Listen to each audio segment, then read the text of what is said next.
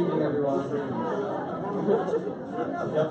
We're going to get started. If I can have your attention, please. Thank you. Thanks, everybody, for coming out this evening. We've got a big crowd here, so we're going to get started with our meeting. First, we'll rise to pledge the flag. I pledge.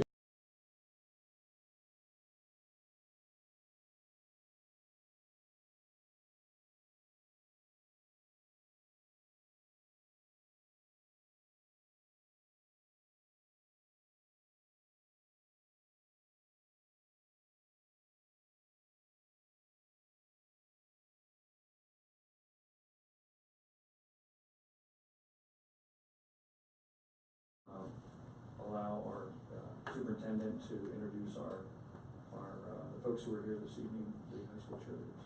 Thank you. And I'm going to pass the buck and have Mr. Legath talk about our national champions. Come on, girl. Up here.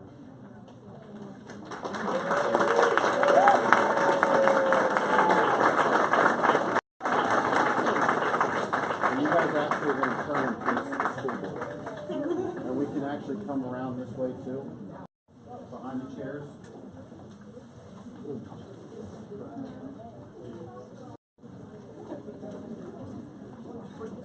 Okay. So we're here tonight to recognize our cheerleaders. I want to first start with a kind of synopsis of their year, where they started. In December of this year, they competed in the District 3 tournament in the varsity large division and placed second. And with their second place finish, that qualified them for the PIAA state tournament in January. In January, they went and they placed seventh in the state tournament in the large division as well. From there, they went to compete in super regionals, which you have to compete in to qualify for the national championships in Florida. And they placed first in 2 of their super regionals and also first place in the Garden State Invitational. And then they moved to this past February, probably about a week ago today, I'm sorry, last Monday, and where they won the national championship. They scored 34.6 out of 35. It's the most points recorded in Exeter history by any cheerleading group, and winning the national championship. And then they fast forwarded with little to no rest or practice to this past weekend to the BCIAA championship, where this past Saturday they won Exeter's 3rd county championship for us this year by defeating Concord. Well, 3rd Exeter Sports. I'll get to that. I have this all. Our 3rd Exeter Sports Championship this year, and their 6th in a row. There's no one ever in the county to ever win a county championship other than Exeter.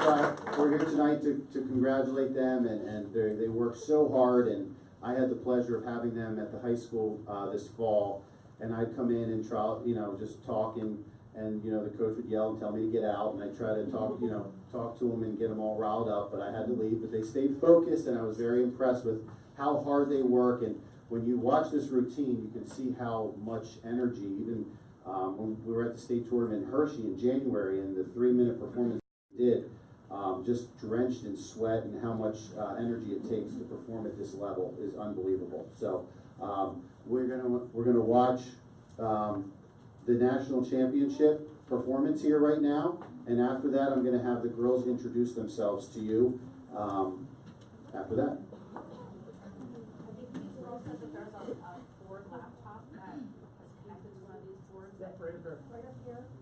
Is it on a website? It's on the Google Drive, right? I think they downloaded it to the Drive.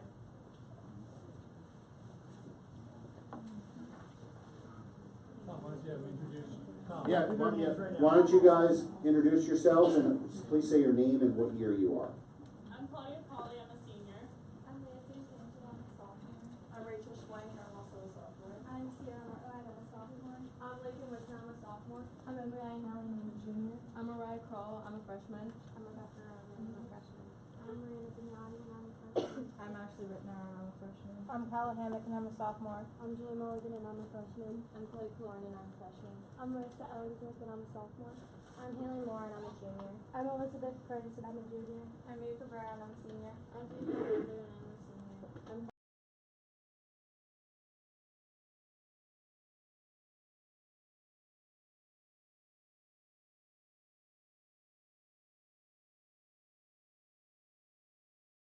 And also their coaches are here at point as well. Jackie Klein and Angela Rose.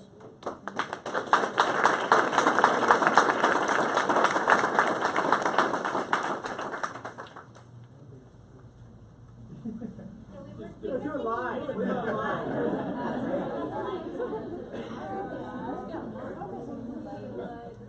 Any board have any questions? Are any of the seniors going to be cheering in college? Do you know of at least? Maybe. Maybe. Possibly. I have a question. Is this a year-round sport? I mean, do you practice all through the year, or is it a specific time? Well, the season is now, but preseason starts like really quick, so. No break? Not really. No break. No break? No break.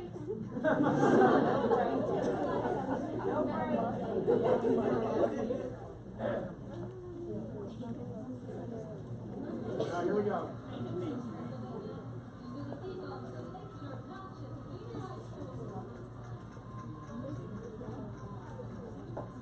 I've already seen it, that's how much I love it. It's a problem.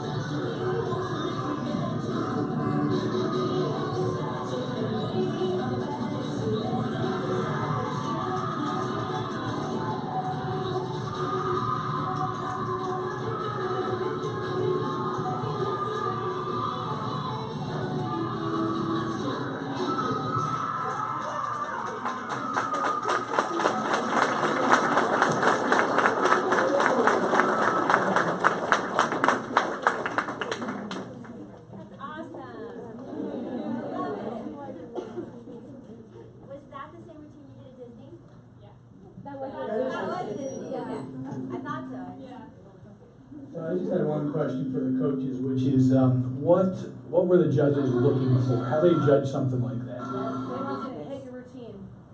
Okay, so no mistakes. No mistakes. It was really close. We were the last to go in our division for finals, and everybody, the parents are out there, they're watching and they're texting us and giving us updates, and they're like, everybody's hitting. So we're going into it, the last. It's nice because we're in the warm-up room. It's less stressful because everybody's already out. Did you take all their cell phones away so they weren't? Oh, they leave them in their book bags, yeah. So we're the last to go, and it's late at night, and it's the last night, and you just got to go out there and. Yep, go out there and hit it.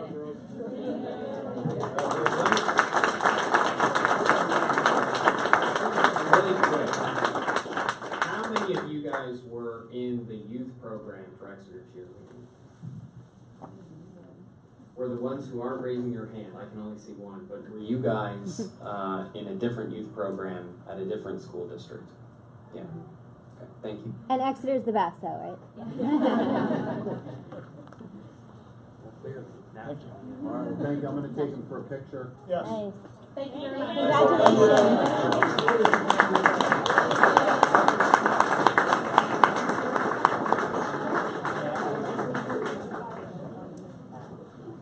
So proud.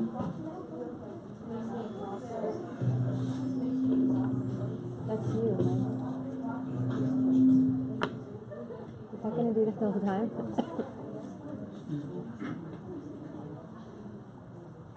You guys are welcome to stay for treasurer's report if you'd like. Some policy reviewing. Super fun. What's that? Okay, we'll get Something undercover to do. back into our agenda here. This is our voting meeting, our monthly voting meeting, and we have several items on the agenda. But before we get into our public comment section, one of the things that we wanted to do today was to talk a little bit and hear a little bit more from our administration in regard to the safety of our students and safe schools in general. Obviously, the events that occurred recently in Florida have made everyone think twice about safety, and it really should. It gives us a chance to reflect, I think. It gives us a chance to sit back and take a look at what we're doing right now, and I'm going to ask, and I have asked Dr. Phillips and his administrative team to give us an overview of what it is that we do in the district every day to keep our kids safe, and the process that we've used ongoing, which is ongoing, to train our staff and to prepare our kids in the event of a crisis or emergency situation. So, Dr. Phillips, I'll turn that over to you. Thank you. Thank you, Dr. Hamburger. I guess, again, the horrific events that happen in Florida are things that you can't even imagine, but an isolated event such as that is not when we start. It is things that's ongoing. It just gives us an opportunity, as Dr. Hamburger said, to reflect. We've been doing things for years to prepare for events such as ALIS training, which is an active shooter training that's been throughout the district since 2014 and ongoing. We have a great relationship with the Exeter Township Police. They actually do their active shooter training at our high school. They're eminently knowledgeable about the building. That's been going on since the summer of 2015. 2015, we instituted a Raptor system, which is a visitor management system. You must have your ID, and it gets checked through the PD system as well as the state police system. We just completed a risk and vulnerability assessment at the high school through the state police. That report should be coming shortly, and once it is, we will share that with everyone. Emergency school management training has just been completed in the fall of 2018 by all administrators. We do District Safe Schools Committee meetings. Dr. Miller, who is in charge of the Safe Schools piece, goes out to the buildings. She reviewed the KCBA facility study, safety recommendations. There are projects slated for completion in the summer of 2018 to increase our safety for our students. We do reunification drills. All principals review the procedures with their staff. We do first aid CPR training. All administrators are trained and will be again trained this summer. We have district flight team meetings, which have been scheduled since 2017. How to deal with crisis and having teams prepared and trained for that. In 2017, we did a state police risk and vulnerability assessment. We did building level safety teams. We budgeted for cameras, certain types of gates, walkie-talkies, and etc. The building principal's office does have a door folder which reviews content in case of a crisis. Again, in January of 2018, the facilities projects are on schedule to be completed for this summer. We do multiple trainings in cyberbullying, the building level threat of a 6-step planning process. Parents are kept, we ask the parents to keep us updated with their contacts, emergency contacts, and so forth in case we do have to reach out for them. We do as well keep our Knox boxes up to date with the Exeter police if they have to enter the facilities. There are individual principal and building level meetings that take place throughout our buildings, reviewing the types of drills. Again, the administrators completed the NIMS training. Emergency response envelopes are checked and updated annually. We review the building evacuation and shelter-in-place plans, the reunification plans for our staff training which are held. Building level crisis teams are established. Again, our district flight team meetings, which the recent one just took place in January, as well as our new employee information that's provided to everyone that is hired. We do have an MOU or Memorandum of Understanding with the Exeter Police, as well as the Pennsylvania Safe Schools planning documents. Each teacher has a sample red folder which is informational as for what to do during each situation. We do just receive some information we'll have on our website for tomorrow. Talking to children about violence, tips for parents and teachers. These are all links. Managing strong emotional reactions to traumatic events, tips for families and teachers. Responding to school violence, tips for administrators. And then there's actually a guide entitled Best Practice Considerations for Schools and Active Shooter and Other Armed Assailant Drills. That being said, we also have an all-hazard plan that the county works on, and we are due for that to be updated, and Dr. Miller will be attending that meeting to do that as well. So I don't want to give people the impression that we don't have plans in place. We've had plans in place. As Dr. Hemberger mentioned, when something horrific as this occurs, it gives us an opportunity to reflect on what we have in place and make changes if needed. There are some changes that are going to be taking place. For security reasons, we're not going to be specific and give them out, but we are currently looking in buildings and what we can do to make our students as safe as possible. Thank you, Dr. Hemberger. If there's any questions?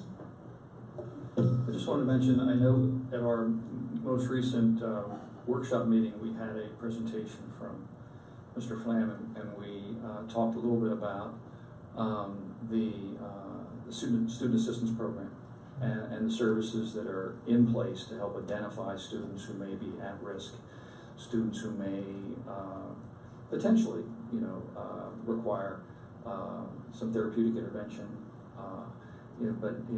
I think this is all part of our. I would include this in our preparation to address the possibility of students who might have the propensity for violence in the schools and identifying kids early. We've reached out to Alicia, who works with Karen, and she had given some recommendations about some extending time for her staff to be in our building. So that recommendation will be coming to the board. I might have missed it, but did you mention about having drills of any? Yes, we do many drills. Okay. Sorry. But you did like an active shooter drill? Yes, in fact, I've asked. That's up there a little bit. Thank you, sir.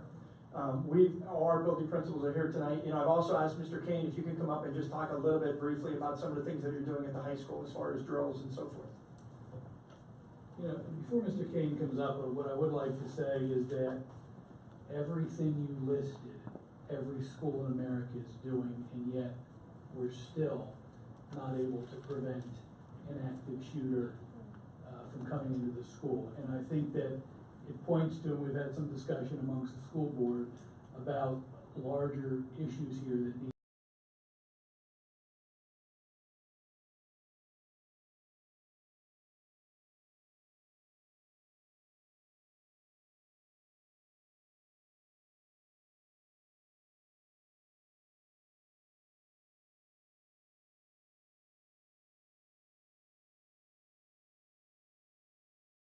And a little bit of authority that we should demand leadership from our elected officials, both at the state and federal level, to try to do what we can to do as much as we can to ensure that we don't turn our children into targets or our teachers into infantry people, because that is just not what education is about. And I appreciate that, Mr. Dupini. In fact, when I watched the superintendent from Florida at that school speak, I don't know if he was more emotional or I was, because I don't know how I look into 17 parents and have to explain to them that their children won't be coming home. So I appreciate what you just said. Okay, just to give you an idea of what we do at the high school, because I think you'll find the same thing happening at every school in the district. We started 5 or 6 years ago a systematic approach to making sure that our students and our teachers knew what to do. It's hard to say what happens in a real emergency like this, but the more we practice, the better chances, the chance that the correct instincts will take over. We started out slowly, first of all with sheltering in drills. We moved from there to sort of the run, fight, hide, where we would shelter in, but we would also barricade. Dr. Phillips mentioned the Alice training that we went through. From there we went to evacuation drills, designating rally points, reevaluating. We have a briefing after each one of these. It's also a fairly common topic in our twice-a-year student forum meetings. We have changed our rally points based on student feedback, teacher feedback. We have even gone as far as to have an active shooter drill, because the next step is teachers shelter in. Do I evacuate? Okay, because it's going to be different for everybody in the building depending upon where the intruder is. We had one last spring where one of the Exeter policemen actually posed as the intruder, entered the building, and we were giving updates as we saw him on the cameras over the PA system. Classrooms, teachers and students were making decisions whether to run, whether to shelter in, and then of course we debrief after all of that. Every one of these drills we've had involves the Exeter police. They're involved in everything. They're incredibly great to work with. And I got to tell you, I forget what the date was you said that we started this, but I actually was involved in my very first active shooter drill with the Exeter police at the high school my first year here in 2007. So this is it's not new, obviously. It's sad to say, but it's not new. And we're doing the best we can to make sure that everybody reacts, as well as they can in a situation that it's hard to imagine. Thank you, sir. You're welcome. I got a couple of things. This is obviously, I think it's been really hard on most of us, I would guess, because we feel some level of responsibility for our district and never wanting to see anything like this happen. And in light of that concern, I had a conversation with Dr. Phillips, and I kind of illustrated to him my concern that we hadn't looked at this as an issue in itself, and rather that this was something usually attached at the board level to other questions. Just citing as an example the KCBA study. It's a comprehensive look at all of our facilities, but it has a part about security. And I think a lot of the things, Bob, that you outlined were a lot of the things that I was thinking about in crafting a proposal for an ad hoc committee for the next couple of months to really look at this and produce a comprehensive document to outline what we're doing. Because from that point, we can really work at what we need to improve.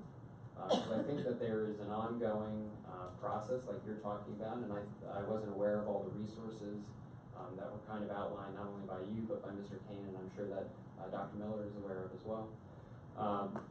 But I don't know where to look for that. And I don't think that a lot of our parents have some detailed evidence to know that, you know, we're doing everything that we can. Not to say that we need to reveal all state secrets, but of course we can't. But I think that there definitely, in my mind, should be an effort to really collect that information so that we have evidence and data that the board has available to it, and that also our administration has available to it to make decisions about what we want to do next. In light of that, one of the things, like I referred to earlier, was trying to look at having an ad hoc committee for the next couple of months. I have some details about that. I'm curious to hear any initial thoughts. I'm not asking for it to be decided on this evening, but I think that we really need to take a proactive look at this. And I think that we need to have a proactive look that involves many constituencies. And I think that having them in a room together before it comes back to the board for our look at this issue comprehensively would be a healthy way to garner where we're really at. And then to also use that, like I said, to look forward and see what we need to do more. So I'm happy to get some insight from you. I can share the draft in the coming days that I've made, but I may change depending on what your thoughts are. But I'm curious to see if this is something that the board would have an appetite for, and the administration thinks that they'd be able to undertake as well. I'll give you my reaction to that. You know, and I appreciate your thinking it over, because that's essentially what we're here to do today, is to really kind of reflect and see what's currently happening, and if there are any directions for us to go moving forward. I think one of the things that comforts me is that this is something that in many respects is orchestrated countywide. I know the Berks County Intermediate Unit has taken leadership on this. I attended the BCIU board meeting this past Thursday evening, and Dr. Hackman, who's the executive director, talked, I think, very convincingly about how all 18 school districts have taken responsibility to secure very comprehensive safe school plans that detail very specific responsibilities relative to the strategies that are and tactics that are used in the event of a full panoply of potential emergencies in a school setting. It's incumbent, I think, upon our administration to attend those workshops that occur at the IU and bring that information back, not only to the central office, but to the various buildings, where building teams would, you know, work together on response to crisis. So I know we have this in place. I know it's been going on for a long time. A lot of it's behind the scenes, and I think it's a tribute to our building principals, obviously our central office staff who take responsibility for this. Do we have a comprehensive document, or a document that at least details something for our community to make sure that they know that this is actually, you know, something that we have in place? And maybe not. And maybe that's something that, you know, a comprehensive summary without the detail, you know, might be an appropriate document for us to distribute in some fashion to our constituents. But, you know, I have full confidence in what we've done. We have an excellent police force that works very carefully. We've got a memorandum of understanding with Exeter Police that details, I think, very specifically the role that they take in intervening and addressing problems as they occur. We have crisis response from Karen Foundation, progressions. We've got postvention, which is you know, follow up to crisis situations, which is very comprehensive and I think well detailed. And Dr. Miller's office, as well as the guidance counselors and building administrators, I think, are very familiar with, you know, everything that has to be done in the aftermath of a crisis. So it happens behind the scenes. These events make us think about it. We all are nervous about it. Anyone who has a child or a grandchild in school thinks about it, and their heart breaks for the families who have suffered the tragedy. We don't want to see it happen again. I applaud Mr. Japina for his comments about what we need to do in terms of reaching out to our legislators to get them off the dime, because until we start to put pressure on them, nothing in the society is going to change. And incidents like this just, I think, make it even more apparent that we have to take action if things are going to change in this country. So those are my thoughts. And so I'm not, personally, I'm not, recommending the need for an ad hoc committee, but, I'm open to listening to, what other board members have to say. And if there's a consensus that a committee is necessary, then so be it. Well, my thoughts are that people that are mentally unstable should not be able to go into a Walmart and buy, I guess I think Walmart is now banning, what is daycare, 46s or 47, I don't even know what they call them, 45s, whatever they are, where you can have someone, that's why we have such violence in our schools when someone comes in there, like the gentleman that came into Florida. And I think those kids down in Florida, they're talking about the right thing. They do not want any more children to have, and parents to have to bury their children because someone is mentally unstable and comes in with a gun, with a weapon that is almost militarized and can shoot 200, 300, 400 people in three minutes, I guess. I don't know, but it's unbelievable. So I believe we need sensible gun laws. I do not believe that people should be able to carry a gun who are mentally unstable. I know that was just passed as an executive order, but I mean, people have to stand up and say no. And I think those kids in Florida are doing the right thing, and I support them 100%. And I think we should, talk to our legislators, and if they don't like it, get them out of office. Get somebody in there that will put sensible gun laws in, because this carnage has got to stop. We are the most violent country in this world. And we have 25% of the people and like 95% of the guns. If Australia could do it, they had a problem. They straightened it out. They don't have any more mass shootings anymore. We must do the same. I believe in the Second Amendment, but I don't believe in assault weapons in people's hands. That should not be. I think I'd just like to address something that Pat said. There are very many functioning people who have mental illness, so I would not want to lump every mentally ill person as somebody who's going to go in and shoot up a place. However, that being said, a majority of these situations do happen, that do evolve out of domestic situations. So, for instance, I would ask, does the school district have a policy for how it handles protection from abuse orders? I'm not familiar with the policy, Mike, but an actual board policy. We may have a protocol. We may have procedures for handling that in each building. Do we know what those procedures are? Do we have a procedure for a person who works in the district who has a protection from abuse order? Maybe our building principals who receive a protection from abuse order. Any comments from building principals? No? Do we have any currently exist? We don't have a policy. The protocol at Lorraine, if we receive a protection from abuse order from a family, if they choose to disclose it, is we know the secretaries are told right away, the school nurse is told right away. It's scanned in through Skyward, so it's accessible.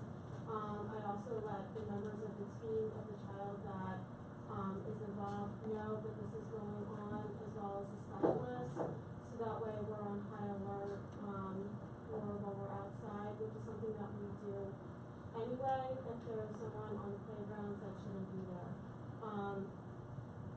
Every year we get approximately 2 to 3. Sometimes they're withdrawn. Sometimes we never hear about it again. It's something that we think about all the time. We had a situation earlier this year that I actually spoke to Dr. Phillips about at length because of the concern that it presented. When you have that, you have to be especially vigilant about making sure that people identify themselves when they come into the building. And if we do have a policy or we do have a practice, I would ask that we are all familiar with it and that we follow it on a routine basis. Oftentimes, somebody who comes in as a shooter is looking for a specific person, and other people who get injured are just incidental to really why they're there. That being said, I'd also address, and I know that we have policies that address this, but we are more highly likely to have a situation that occurs from an uncontrolled student than an active shooter coming into the district. And I would assume that all of the policies and practices that we have in place, we are as capable of dealing with somebody who could be Danger to himself or others. Drunk, high, psychotic, whatever. And I've heard stories from high school of how they have dealt with some of those situations. But I would just want to make sure that we are across the board fully aware. And I think we've had this discussion about guidance counselors. But guidance counselors can play a critical role in uncovering some of these issues at the source. And I think we just want to be vigilant about that soft skill. We talk about a lot of hard things, buildings and secure areas and all those kinds of things. But I think there's a lot of opportunity to, through interaction with our students, to uncover some of those situations. And again, we should be practicing this uniformly across the district. Who is in charge of security in the Exeter School District? There is building level security. We don't have a security officer. So we might want to consider that because, when one person's in charge of something, nobody's in charge of it. But I think that as part of this process, we might want to give some consideration to, maybe assigning that to somebody's portfolio, some administrator's portfolio, where they have a responsibility for that. I just think if some of this information funnels up and somebody has a responsibility for seeing that it's implemented across the system, it just might enhance what we already have in place. And then the last question I had was really for you, Dr. Phillips, or for the principals, is there is a planned walkout scheduled for sometime later this month where March 14th. Students will for be 17 minutes. looking to demonstrate for change. And I wondered what was the district's position on that? Well, we don't have a consistent position as of yet. We have an administrative meeting tomorrow, which we will discuss a little further. But this morning, myself and Mr. Kane discussed the situation about controlling it, supporting the students, obviously, but making sure we get a police presence. Obviously, we don't want a bunch of students standing out there when people know they're going to be out there. We want to try and control it so we have a police presence and just make sure that, we don't allow something to happen there that we don't want to happen, but we're supporting it. Thank you. I'd also like to make this recommendation. It's probably not contained in the collective bargaining agreement, but I think that teachers, if they wish to, should have the opportunity to participate as well. In light of all this, been reviewing some of the policies, and policy number 705 is our safety policy. And it does require, it states in that policy that a certified safety committee is established. Do we have one of them? Dr. Miller. She's the committee. No, we have a committee, it's a safety committee of the district administrators and building level staff, and we meet every other month. Okay, the policy does say the committee should meet at least once a month. Okay. And you do have, are you visiting each school and evaluating the safety? Because this is definitely within the building facility. If I remember correctly, our 700s are property, correct? So I would assume that you're walking around. Mr. Pizzuri and I work together. He's on the committee. He's also on the certified safety committee. He's on the safety What does committee. it mean to be certified? I don't know what certified safety committee means. Mr. Pizzuri's on our committee. Joe Way's on our committee for IT. Our assistant principals are on our committee from the schools as well as our principals. And we'll be meeting more often, but we do meet. And then I just completed my visits with each of our building principals over the last about 6 weeks. We review their building plans, we get other floor plans, we review their safety committee, their safety plans for that year, that they're all updated, that their keys are updated, they have building level committee. We just completed them. Right. I'm sure the heads are nodding behind me because I just completed all of them over the last about 6 weeks. Okay. And I have the notes from all those meetings and what they were gonna be working on. One highlight, because I did this last year, I always ask them what's their wish list. And, you know, I can't promise the moon, but what's their wish list? And I don't have anything to do with it. To keep the building safe. Safety Okay. wish list. Last year, just as a reference, junior high had said more cameras, a lot of the principals, more cameras. So I was talking to John and Eric just a few weeks ago and getting an update on this, and I said, you know, last year was your update for wish list of more cameras. I had nothing to do with this, I think it all had to do with the IT and the guys over there, and they said, we wanted like 5 or 6 more cameras, we got 50. So 50 more cameras were being installed, and I was like, okay, and what's the timeline for that? And they said like by the end of the year, was our junior high? By like the end of the year, they were going to be, I was like shocked how fast they were getting put in. Okay. And then Mr. Kane and I and the 2 assistant principals, we were debriefing about the State Police vulnerability assessment that we just finished up there, and I contacted State Police and they're getting us that report. They come in during the day, they did a 3-hour tour of the building and every nook and cranny. They come at night to see what our nightscape That's looks great. like. How many times does that happen? That's great. We arranged that, and they just came in January to do Okay. that. Is that typically once a year? Or? No, it's kind of hard to get them. I kind of was very persistent Okay. in getting them. We were on the wait list for a couple of years, and then I got back to them and kind of pointed that out. So we were on the wait list for a couple of years, and they were wonderful. Okay. And a lot of schools get that. And so Mr. Kane and the 2 assistant principals and I reviewed some of the topics they talked about. They were giving a full report and sharing that with facilities. And so we're doing that. So, Mr. Freeze, who just came, I actually had Mr. Dean come down and we met together, and I referred him to our other principal, Mrs. Haller, about how they do after our ALDIS training about 3 or 4 years ago. That the ALDIS training that they're referring to is the all district staff, secretaries, facilities, everybody came on board for a day, and we were all at Reichton, and we learned about active shooters, and there were guns going off and how to run, height and fight, run, fight, that, and you know, we were the kids, we were the teachers. It was very unnerving, but they did a great job of training us, and then the principals have rolled it out from there, keeping the staff trained and also being age appropriate for how we're rolling this out, not to scare children, but also get them ready. And I really like what Chief Nider had said to us in an admin meeting about 2 years ago. He said that the run and hide and fight drills is kind of like stop, drop, and roll from when we were in school. It's a life skill. It's not just a school skill. And so we need to make sure the kids understand it, and the teachers understand it as well. And that's why our drills continue, and they keep getting more ramped up as far as the level of expertise that our staff and kids are getting as far as how to respond to this kind of thing. That sounds great.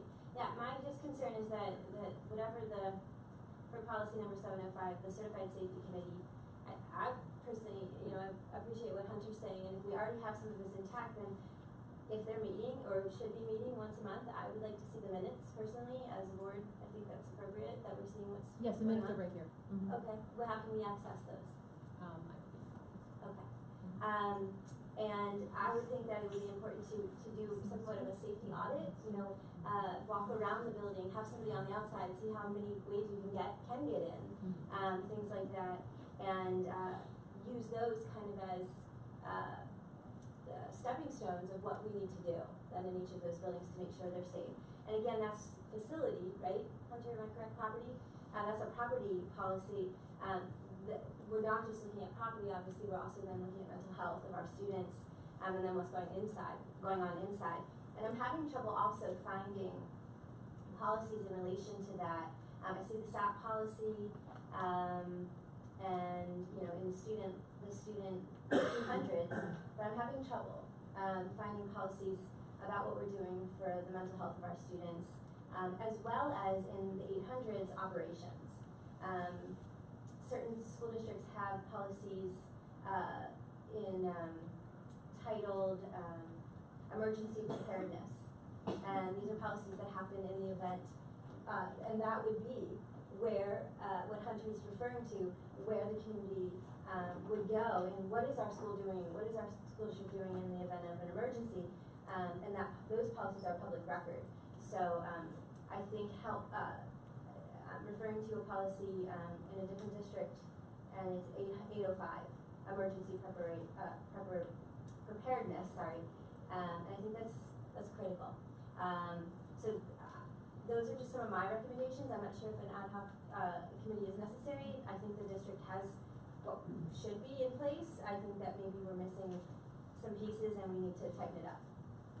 I just want to kind of build off what Jasmine is saying. It sounds like maybe an ad hoc committee wouldn't be necessary, but I think that there are a couple of things that I'm still concerned about, which is we're identifying pieces now in a meeting. This conversation has the opportunity to totally dominate any meeting that we have in the future, and I think that because of that, it's probably better to not have the initial conversations and the secondary conversations and possibly even the tertiary conversations about what we can do to improve at the 9-member board level. But I think that there's definitely a need, at least from what I'm hearing, to really continue to look at this, but also have board involvement, because I don't know if we have really any involvement at this point. And if we're going to then be asked to vote on additional resources, facilities, materials for the improvement of the safety of the district, we have a right to be able to know what's already being done and is it really necessary, or do we need to push up this effort because it's extremely necessary that we get it done now. Something that I'm also concerned with is the involvement of multiple constituencies, and what I mean by that is how are our community members involved? There's probably, if anything was ever going to happen, we have to think about the ability for us to be able to restrict access to this area. There's probably a whole lot of parents that may want to come to their school to figure out what's going on. How are we involving the students, especially at the high school? What do they see? What do they know? How do they know they get away with certain things? Involvement of the board. I'm a little bit concerned that we don't have a whole lot of oversight, and I don't really know where to go other than our district policies to find out what we're doing. And I think a lot of those things have been illustrated by the administration, and I appreciate that.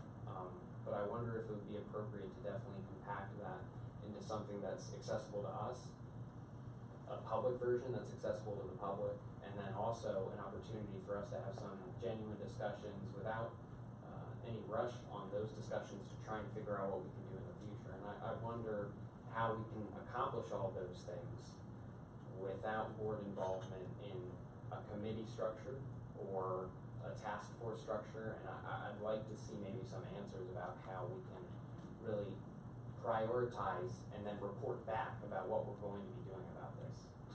Hey, Mr. Aaron, I'd just like to say a lot of what happens in the development of a Safe Schools plan really is about getting folks who are involved in the development and design of this trained through the intermediate unit and all through experts, in the area. And these are the people then that I think work collaboratively to put things together. I think we have to put our trust in them. I mean, as board members, we have a very broad responsibility to govern, what happens. And when we start to get directly involved and get too involved, I think we muddy up the works a little bit. I mean, I think what's been happening so far, from my perspective, seems excellent. It's on par with other districts in the county. It's in compliance, I think, with all the state and federal requirements relative to safe schools, which has a state commitment, I think, through the school code to develop a safe schools plan.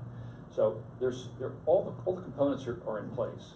I think it's just maybe our lack of understanding, our lack of awareness of really what exists. I mean, there are active trainings and drills, and there are committed people in every one of our buildings who know their responsibilities relative to responding to an emergency situation.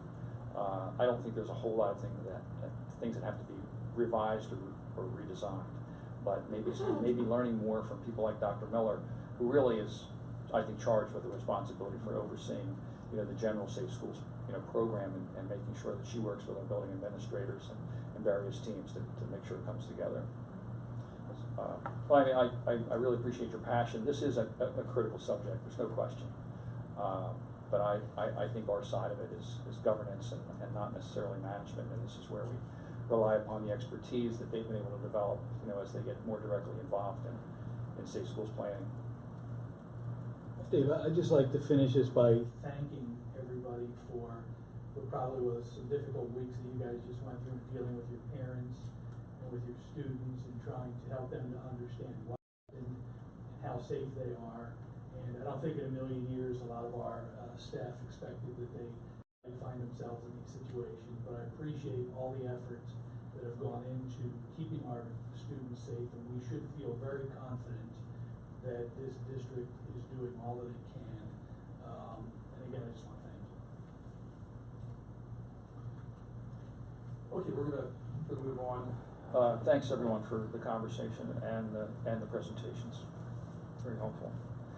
We're gonna move on to public comments. An opportunity for anyone in the audience to come forward, anything on the agenda or any items that might be applicable to our schools.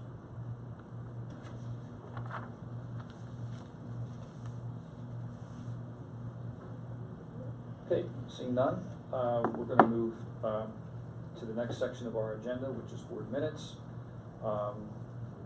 And we have 3 sets of minutes: the minutes from January 9th, which were the board workshop minutes, the board voting minutes from January 23rd.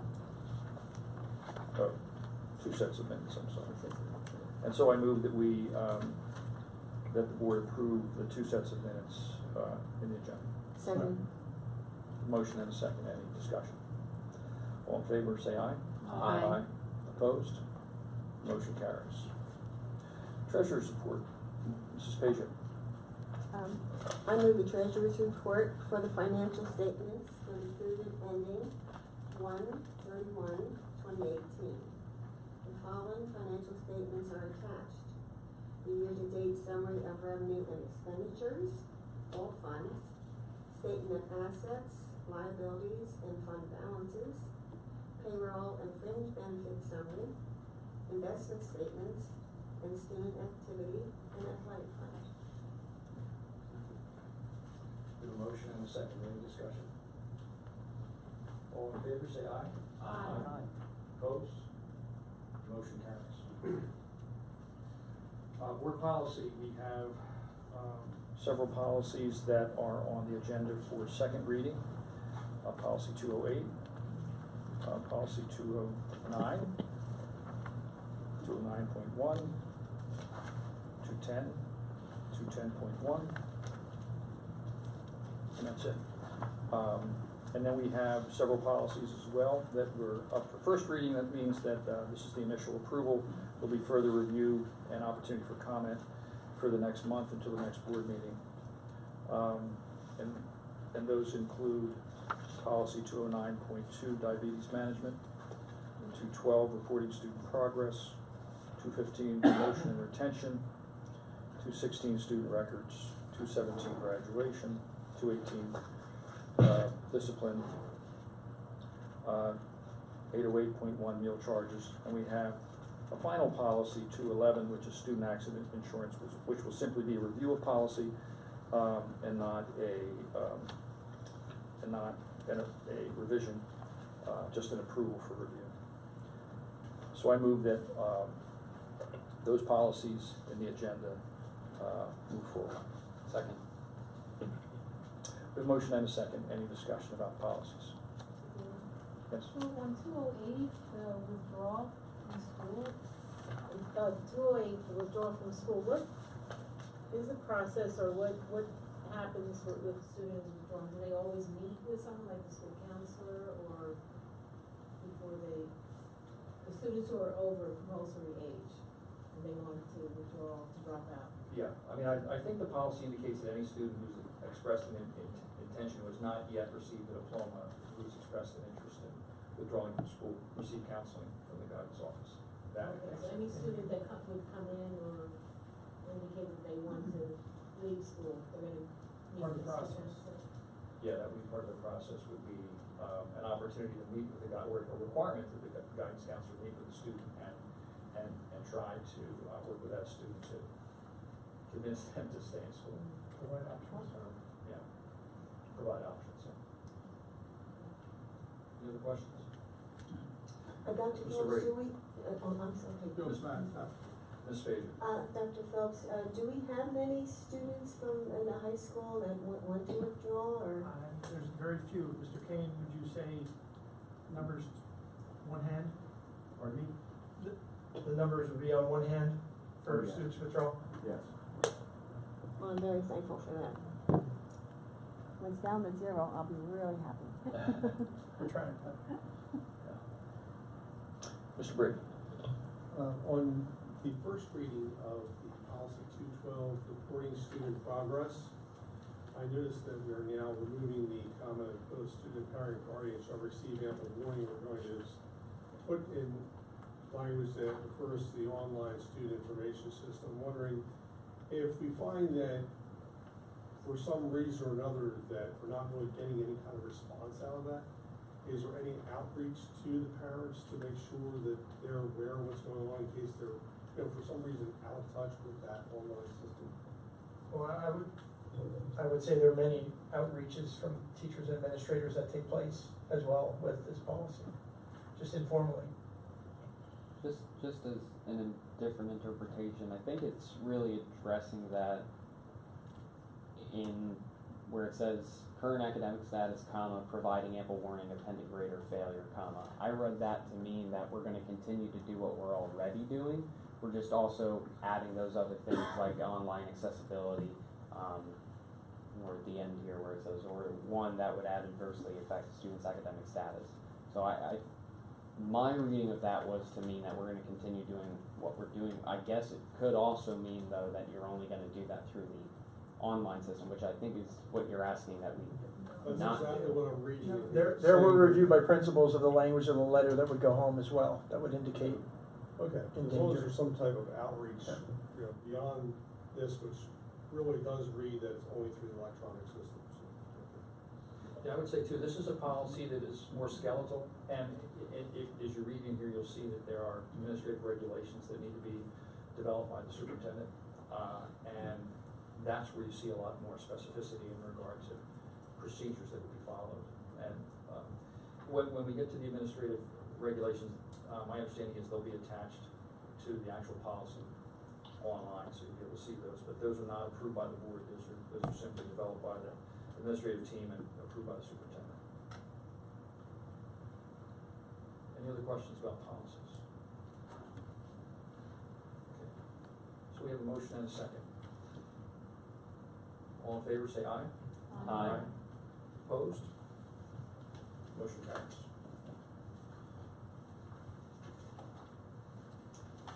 We're to business functions, Mr. Geller. Thank you, Dr. Hamburger. It is recommended that the Board of School Directors approve the Berks County Intermediate Unit Mandated Services budget for the year 2018-19 in the amount of $1,817,765, or 1.16% less than the prior year. Budget reflects a $0 increase in Berks member districts' payments for BCIU mandated services. Over last year, Exeter Township School District's share of the budget is projected to be $49,654.94. A motion and a second. Any discussion? All in favor, say aye. Aye. Opposed? The motion carries. It is recommended that the Board of School Directors awards the E-rate PEPPM mini bids for the 2018 E-rate funding year to the following vendors. Mini bid for wireless to wireless density expansion to E+ Technology Inc. in the amount of $38,761.60. And the cabling bid to KIT Communications Inc. for $12,739.25.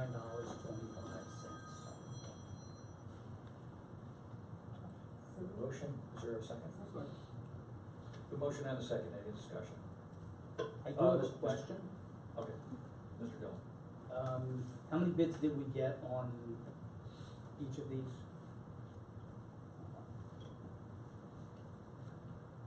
On the wireless, it's just the one that we received, and then on the cabling, it was just two. And was it the specific bid that won, or was it the lowest bid? It was when there was two for the cabling, it was the lowest one. The other one was $25,000 for the cabling. Watching out. Mr. Graves. Could you explain to me what this exactly is? Wireless density expansion. What are we expanding? Yeah, start with that. Thank you. know, because of the technology in the buildings and, the one-to-one initiatives, it's just providing for, Modems, yeah, more network infrastructure, basically. That's like broadband. And E-rate now is all about, the network infrastructure and what they're going to, support in terms of funding.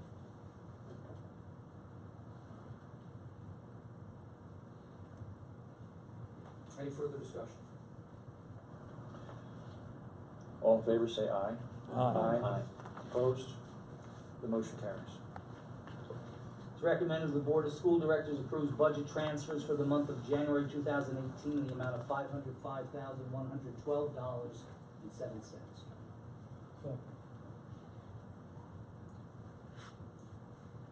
The motion is second. Any discussion? And can you give us some reason why we have such a, big, large 500,000 transfer from one area to another? Total. What is pushing it?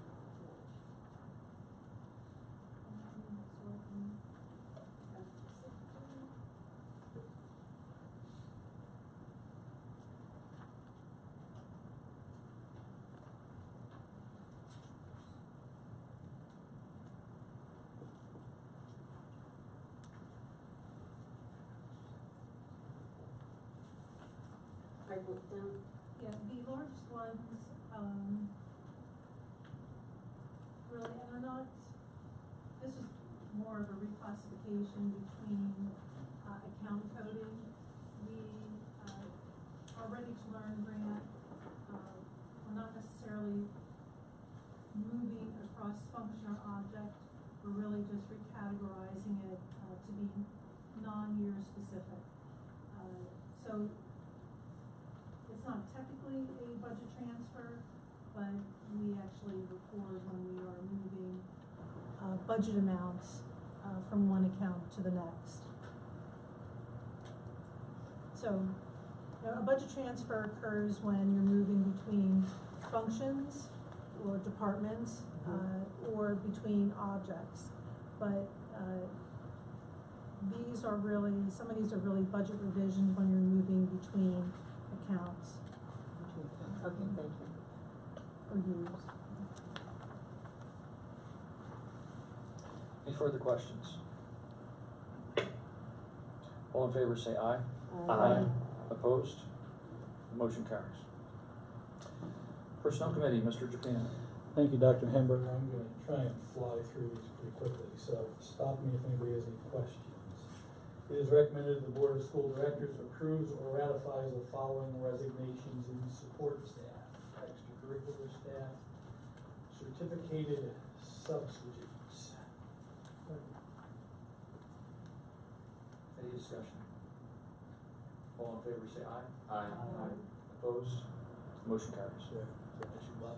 No, I'm sorry, I thought we were keeping it up. It is recommended that the Board of School Directors approves or ratifies the following retirees, certificated staff. Second. Discussion. All in favor say aye. Aye. Aye. Any opposed? Motion carries. I would like to thank the staff for their commitment to the school district, and I'm sure we'll recognize them at the end of the year. It is recommended the Board of School Directors approves or ratifies the following appointments: certificated staff, support staff, extracurricular staff, certificated substitutes, and guest teachers. Second? The motion has second. Any discussion? Yes. Mr. I'd Britton. like to pull the guest teachers out of this motion and have that separately put to a vote. Denied. Okay, so Second. We'll pull that out. Please. We'll pull out guest The teachers. magic word. Okay, so we're removing the guest teachers. Otherwise, the motion is intact. We have a second. Any discussion? All in favor say aye. Aye. Opposed? Motion carries. It is recommended that the Board of School Directors approves or ratifies the following appointments for guest teachers. Second. Any say aye. Aye. Opposed? No. Motion carries. It is recommended that the Board of School Directors approves or ratifies the following leaves of absence: certificated staff, support staff. Second. Any discussion? All in favor, say aye. Aye. Opposed? Motion carries. It is recommended that the Board of School Directors approves the attached list of course requests. Any discussion? All in favor, say aye. Aye. Opposed? Motion carries. I had a question concerning, I thought there was, the one, leave of absence, that I would like to pull that out. Can you point to a particular part of the agenda? It was support staff, amended from the January 23rd, 17 board meeting. We voted to approve that, didn't we? Yes. Yes. Yeah, we voted to approve the amendment as stated. Oh, okay, I got you. All right, I'm sorry. Okay. I thought, No, we're good. Okay. It is recommended that the Board of School Directors approves the attached list of staff conferences. Second. The motion and a second, any discussion? Yeah, I have one question. I see Karen Chimera sitting here. So I would like her to tell us what this thing is that she's attending, because I believe if I recall, you had something to do with helping the state develop the PSSA, which I thought was kind of cool. So could you tell us a little about that? The range finding. Yes.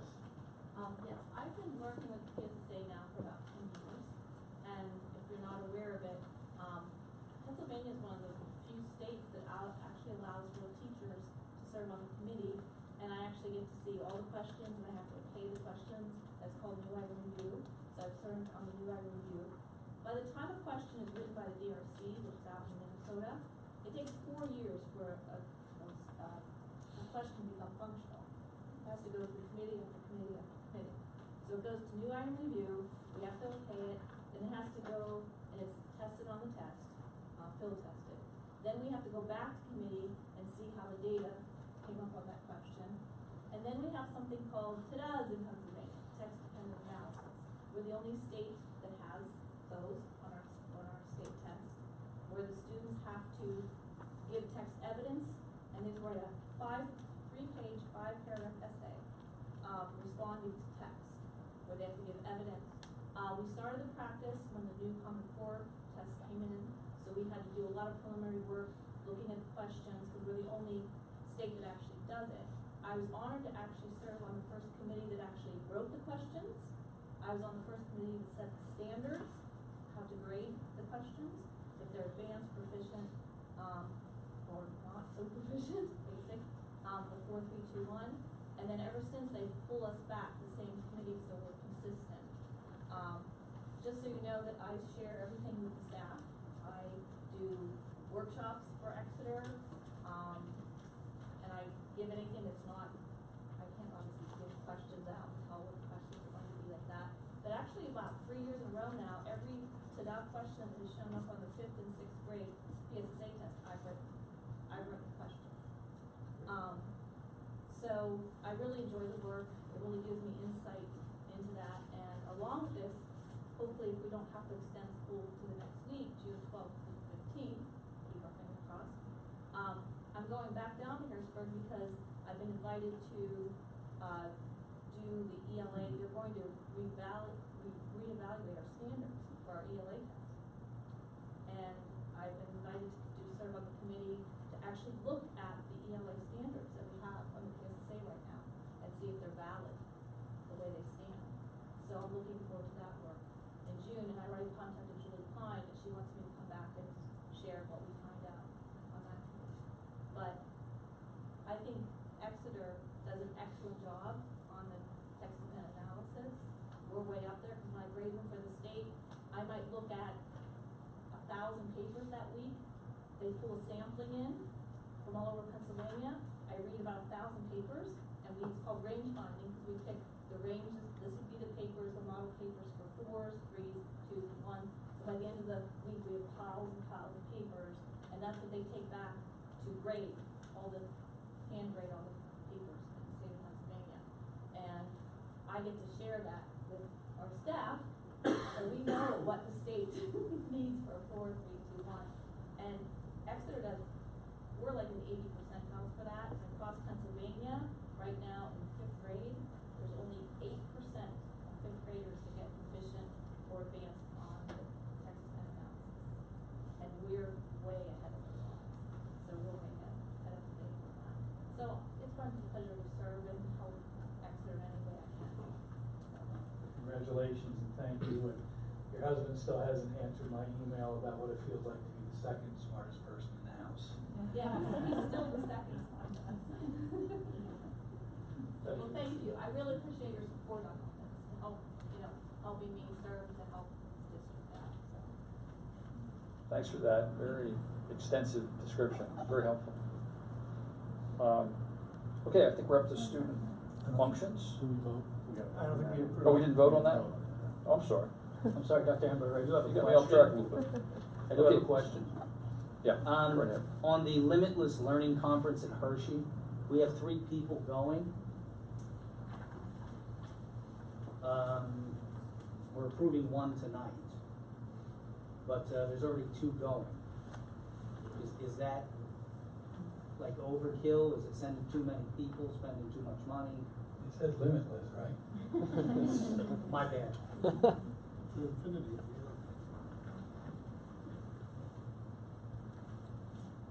Do we know any, who can we get in or if we put out that program? I could give it to you. Oh. I mean, we've got, on 12/19, we approved Sally Lamb and Wendy Wegman going. And tonight we're approving Kate Sowers going. Those are all through librarians.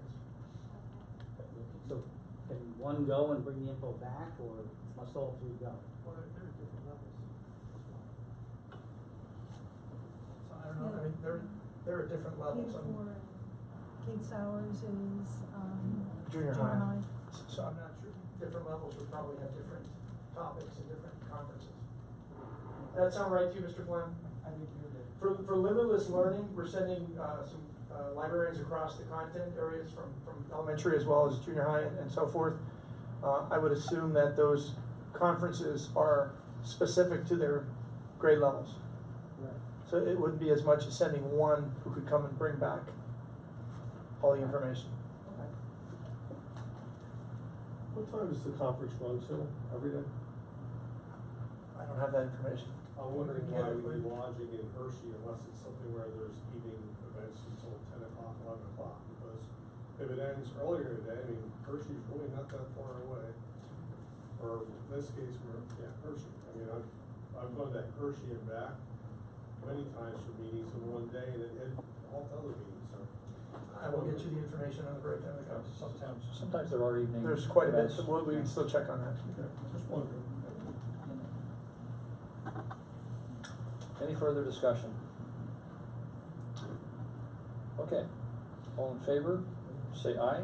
Aye. Opposed? The motion carries. Student functions.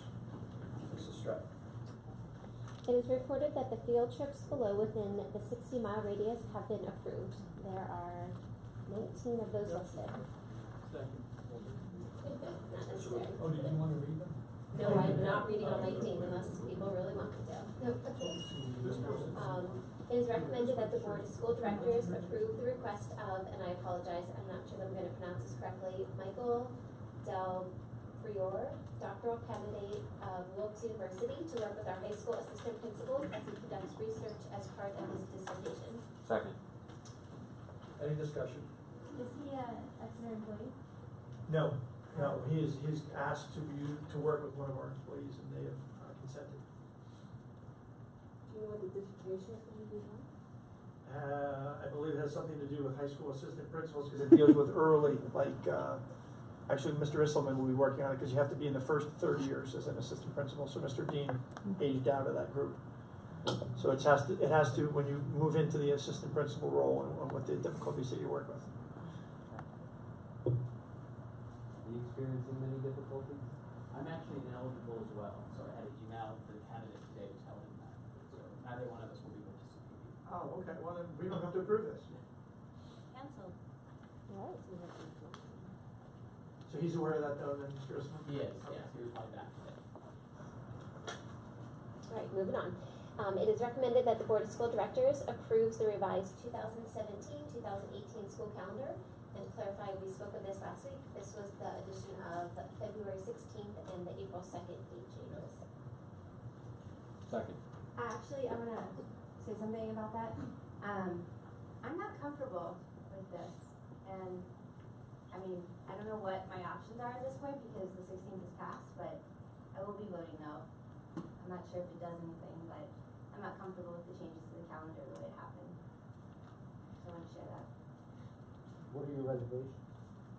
My reservations? Yeah. Well, number one, we're approving something that's already occurred. We do that all the time, like with budget transfers. However, I feel like this impacts so many stakeholders, and it's not just a decision like, yes, money is huge, but like budget transfers almost we have to pay our bills, right, Pat? So that's something. I feel like there's a lot of stakeholders that were involved in this that it affects, and so that's my biggest reservation. Kind of the process that was put through. It was put through, as well as again approving something that's already been passed. I agree with Jasmine, and I had actually brought up my concern last week. I know that unfortunately, we have all these snow days and we have to do something, and no one wants to go into June, so decisions had to be made. But I feel like also voting no, because I feel like maybe that will send the message that hopefully next year we can do a better job. We can learn from our mistake this year that we didn't build in enough days, or we didn't give teachers enough notice. As far as taking off, I mean, they were given a week's notice.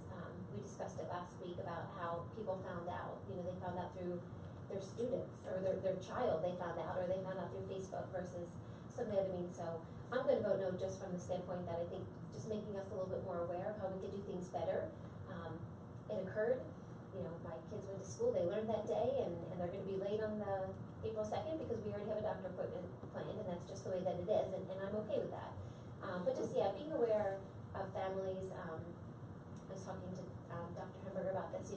I'm the only one that has an elementary school child right now, and I see how these affect my friends' families. My husband and I are lucky that we are able to juggle our schedule, but it affects a lot of my children's friends' parents.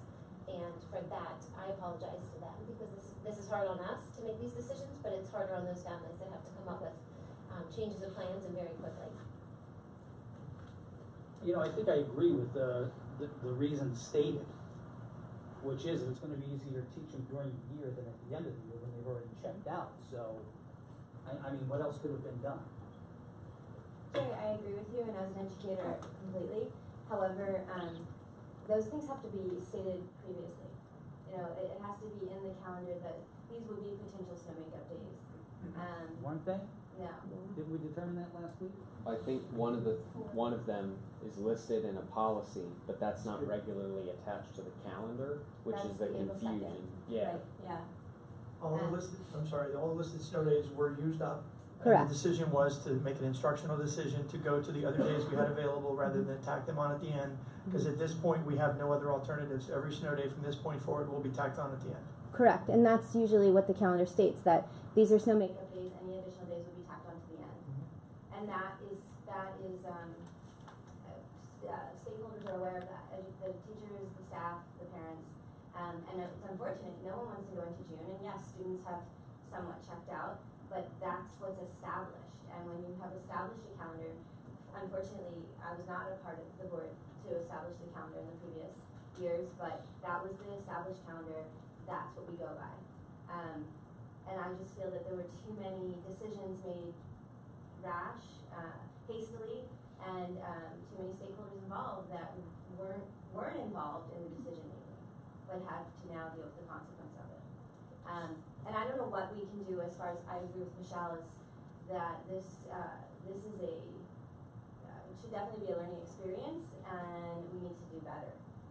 And so I don't know what we can do for next year's calendar as far as when that gets approved. If it's been approved, I'm not sure, but we need to fix that ahead of It time. has been approved, but we would bring it back to add the verbiage that all days will be pertaining to snow days. Yeah, okay. When we Can I discuss ask- who's we can do better?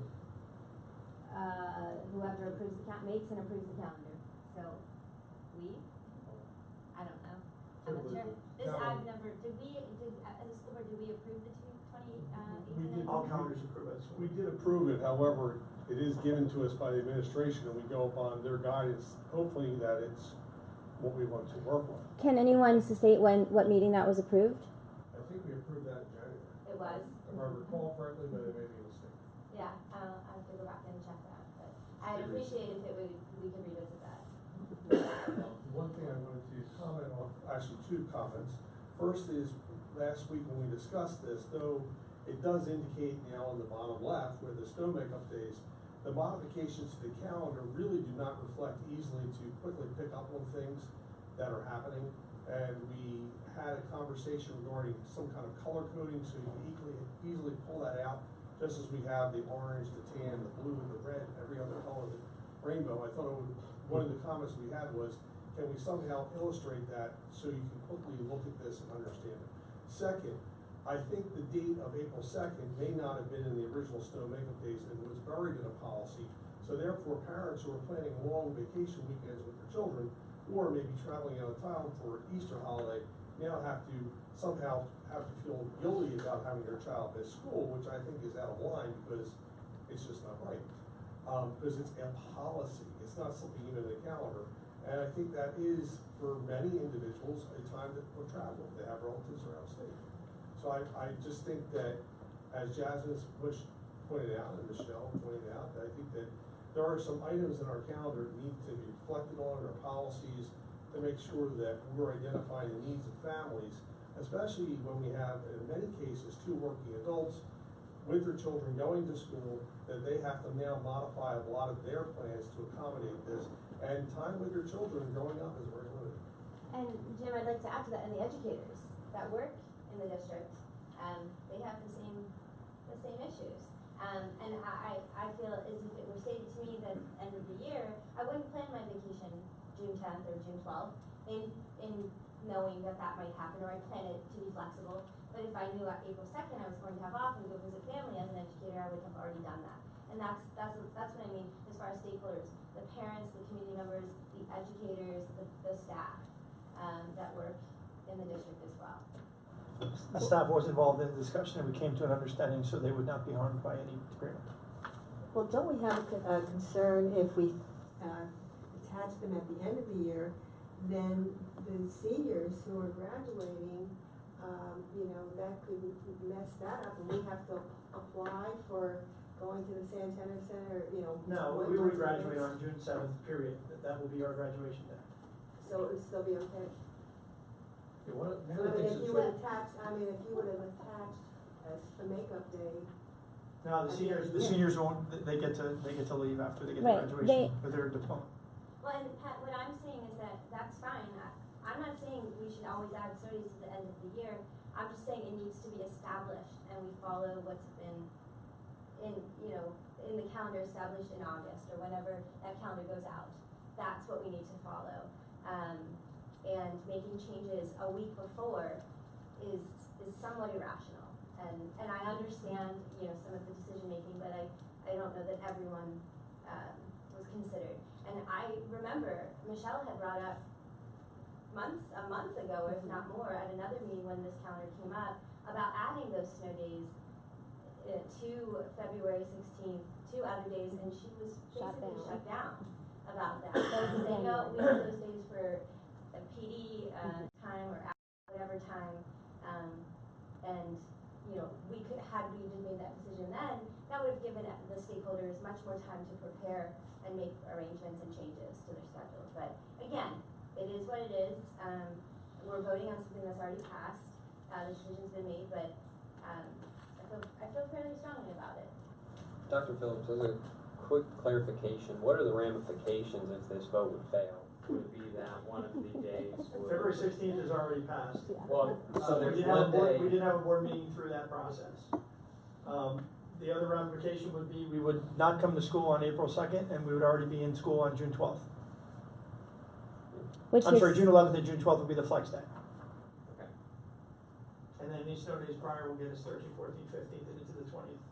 But those would become flex days, the 11th and 12th. No, we only have one flex day. Right now, it's gone from February 16th to June 11th. To June 11th. It would get bumped to the 12th if we don't Right, do you'd have a student day on, like a half day on the 11th. student day, yes. Right. Is that a Monday? So a Yes. whole Monday Yes. week? So So we get to the final next week. exams would then be rescheduled? Everything would have to get. And I think it's important to realize too that several districts are caught into this dilemma. It's not an easy decision to make, and quick action had to be taken to really make sure that we could take advantage of the days that were available. So I know it was very difficult. Dr. Phillips took a lot on the chin, for this, but it's one of those things that in leadership you have to make some of these hard decisions sometimes. And quite honestly, when you use the term rash, we had 2 snow days on Tuesday and Wednesday. The decision was made on Thursday. We did not have time because we had to notify people on Friday. So it was not something that was taken rash. It was done because of the expediency of the situation. Any further discussion? Well, I agree also that was too short of notice to add days, and you work it out with the teachers and, people taking, personal days or emergency days. But what about the families? Like, My understanding from some of the principals was our attendance rate was not out of the ordinary. That doesn't mean that it was easy on people though. No, I mean, and I the majority I of understand that. I understand that. The only other comment that I wanted to make was in regards to what Mr. Brady said, the calendar. I, as a parent, have no problem reading the calendar other than the early dismissals.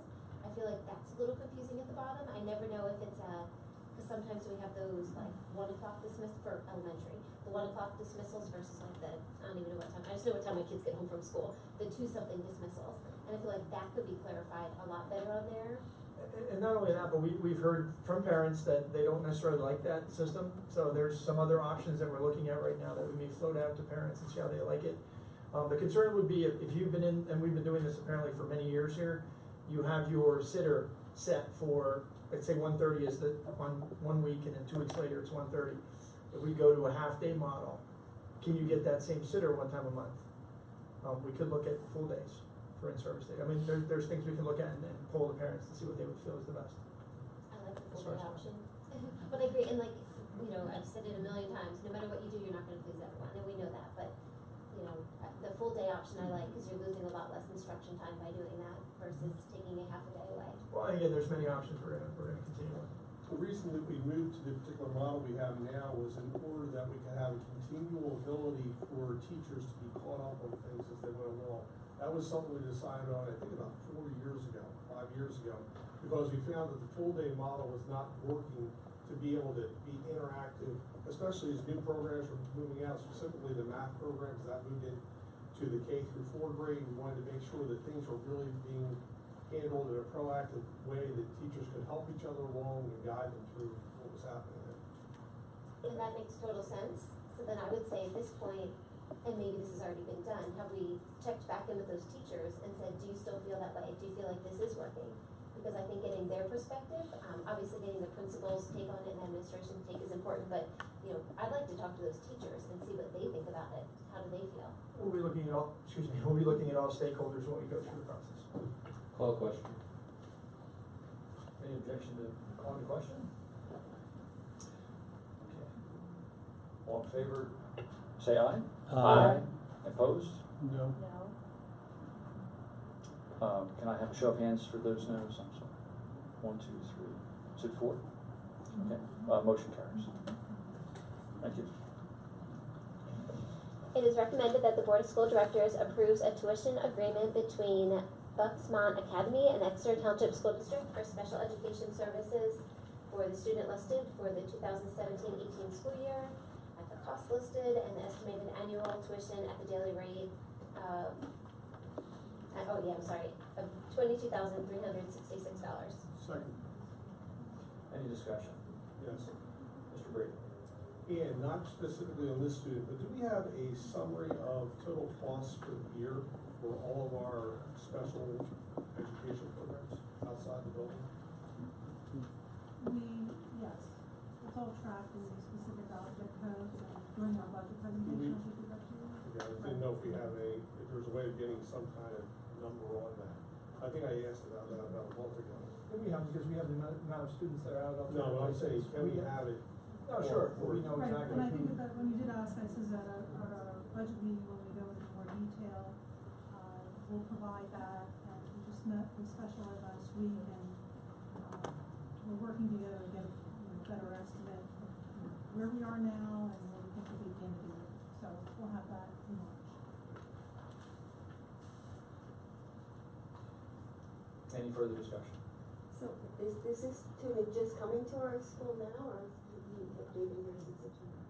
No student that was placed. Just now? All in favor, say aye. Aye. Opposed? The motion carries. Moving on to athletic committee, Mr. Aarons. So I have a couple of athletic announcements, and if I say anything incorrect, I'm going to rely on Mr. Legaff to correct me.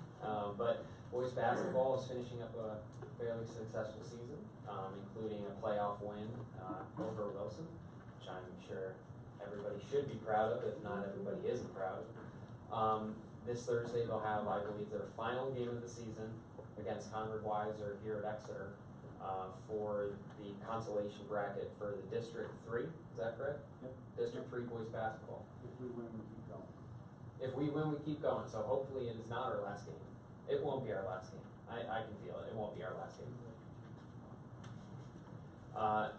The swim team competed in the Berks County Swim Championships this past weekend. We had 6 students place in multiple competitions. It's up to read their names.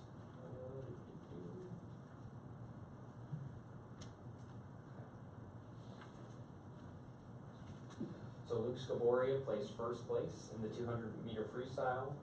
Brooke Bollinger, second place in the 100-meter breaststroke. Sophia Scaboria placed fourth place in 100-meter butterfly. Sophia Scaboria also placed fourth place in 50-meter freestyle. Chris Scaboria placed fifth in the 200 individual medley. Chris Scaboria also placed sixth place in 100-meter backstroke. Jared Wyatt, 7th place in 100-meter breaststroke. Brooke Bollinger, 8th place, 100 butterfly. Luke Scaboria, Chris Scaboria, Olivia Menon, and Jared Wyatt placed 5th in the 200 medley relay, setting a new Exeter record of 1 minute, 41.72 seconds.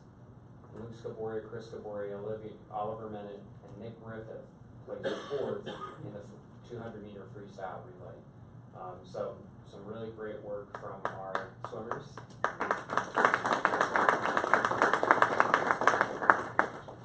The Exeter Wrestlers won the BCIAA championship for the 3rd year in a row. The team placed 2nd overall at the sectional tournament, and Exeter wrestler Michael Crane was selected as the tournament's most outstanding wrestler. In addition, 6 wrestlers are advancing to the District 3 competition in Hershey in a few days.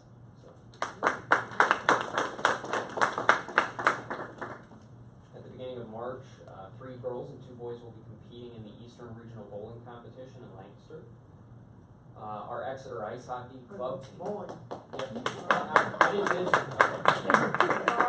I'm sorry. The way that I was thinking about it was that you clap for the individual names of people. You're right, I was wrong. Our local club team, where most of the players are from Exeter or from Antietam, will be competing this Friday at Body Zone for the Little League Championship. And I can remember that our hockey team was extremely successful while I was at school, so I imagine it's a pretty good game. And I know that Jerry was planning on attending, and I'm gonna be there. he's gonna be there. So I'm hoping to attend as well. Yeah, they said, somebody told me like 1,200 people showed up at the game last year. They know you're coming now. Oh, maybe. Tom, is there anything you want to add to that? Okay, cool. Other than that, the athletics committee has a couple of things on our agenda, and hopefully I'll be able to bring those to the board's attention shortly. Can I just ask for a quick update as to where we are on the softball field and the status of Loush's wrestling? I'm sorry, you touched on last. Softball field, you were referring to the dugouts? Yeah, looks good. March 20th, final completion date. Rob's gonna coordinate everything. Honorary shovel day? Hunter, can I ask when your next athletics committee meeting meets and what time and where? One has yet to be scheduled. We are waiting on things to really touch on our agenda. Probably the next thing is gonna occur after the approval of additional extracurricular and athletic teams by the joint committee with our teachers association that looks at those. So that'll probably be the next meeting. There's not yet been a date set by the association for that committee's meeting. So I think when I talked to the committee chair last, he said that we'd probably be meeting to discuss those things in March. So I'm guessing probably sometime in March or April, but I don't have a date for you at this point. Will we get invites? I would put them in the mail, but everybody will get an email. Not paying attention. Thank you, Mr. Ernst. Curriculum Committee, Mrs. Hacker. Yes, our curriculum committee met on February 13th. It was a great turnout, and we pretty much, Dr. Winters kind of ran the meeting, and he pretty much kind of shared with us the vision for the Exeter School District curriculum and where we want to head. The big quote is curriculum does not equal program, so we're going to keep that kind of as our vision and work towards that with ensured and guaranteed viable curriculum, ongoing curriculum revisions, curriculum audits, heavier focus on mathematics, and some other steps we're working towards. The meeting was definitely full of discussion. Julie Klein and make sure I'm saying their names right. Julie Klein and Rosemary Valencia were there and were very informative in giving us a lot of information about where the district's at right now and what good things are happening. So that was insightful.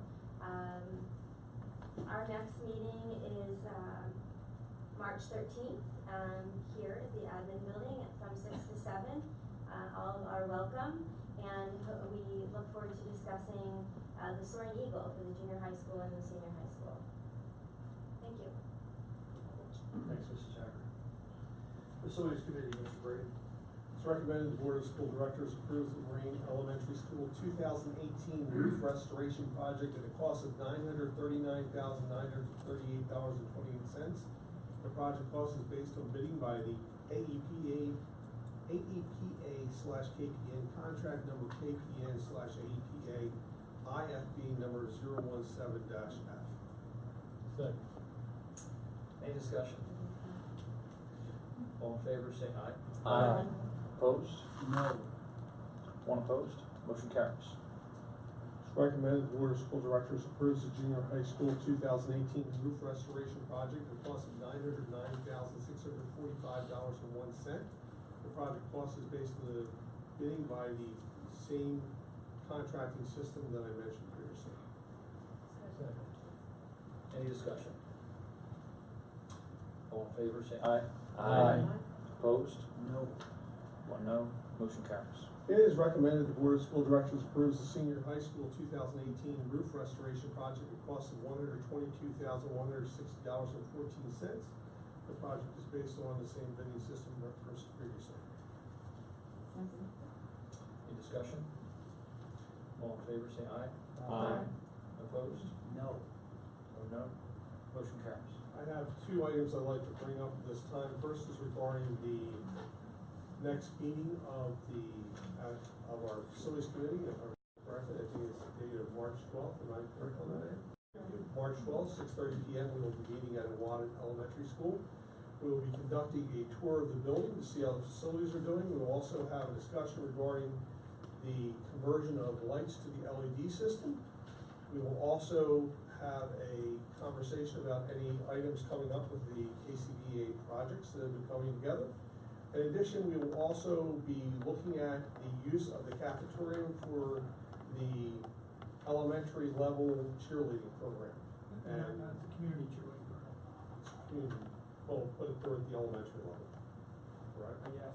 I don't think they're high school or junior high, so sometime between something and sixth grade, but not in seventh.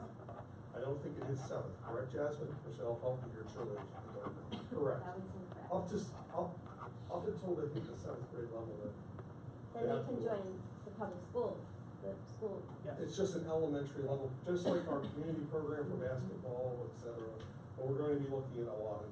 The other thing I'd like to discuss right now is the use of Loush by the wrestling program, as we previously discussed and approved the use of the group. And I understand that they're now working on raising the funds and determining the amount of matting that they're going to need for the facility. And one question that came up, and I mentioned last week, was that there was a request to move the, for lack of another term, curtain wall. It's the wood structure that's up there currently. I looked in tonight, I saw it was still in place. That was my understanding, it had been opened up, but maybe it was open and closed. I just opened it and closed it to Okay, so verify that its was the function. case. So there's a question whether we will be removing that wall. My comment last week, which was just Jim Brady's opinion, now I'm looking for the input of the board as I've been requested by the organization, is what do we want to do? My feeling is that we would leave the wall structure in place at this time, knowing that the building could at any time in the future be converted back to another purpose. Could be a full school, we don't know. So knowing the cost of that wall, my opinion was that we should be removing it until we know what our end game is. If 4 years, 6 years, 10 years from now we determine otherwise, maybe it comes out. But at this point, my opinion was we should leave it. But I'm going to now defer to the rest of the board to see what your opinion is on this. So it's not Jim Brady's decision, it's our decision. Just as questions for Mr. Prizui, there have been problems with repairs for that wall in the past year, 2 years, is that correct? No, No. the last time that wall was worked on was, I believe, 3 to 4 years ago. Okay. And there was, the cabling was replaced on it. Okay. Which I verified when I was looking at it. If memory serves me, when that conversation had come up, I am amazed that it's 3 years. I feel old now. Somebody smacked you.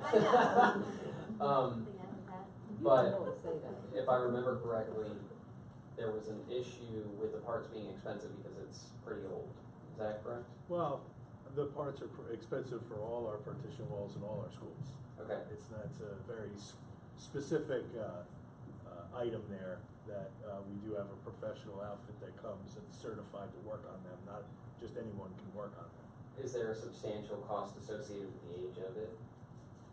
Not any more so than any of our other schools that have partition work done on them. Including the ones that are new, though? Yeah. Okay. And would it be impossible to replace that with a curtain?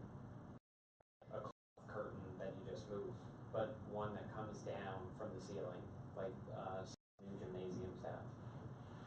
I don't think you understand the use of that particular wall though. It's not a curtain that divides playing surfaces.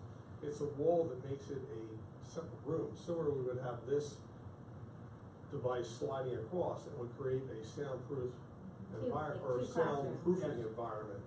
I just want to give clarification before you continue. Understood, but still saying, would it be able to be replaced with that? At a significant cost, I would imagine so. I mean, personally, I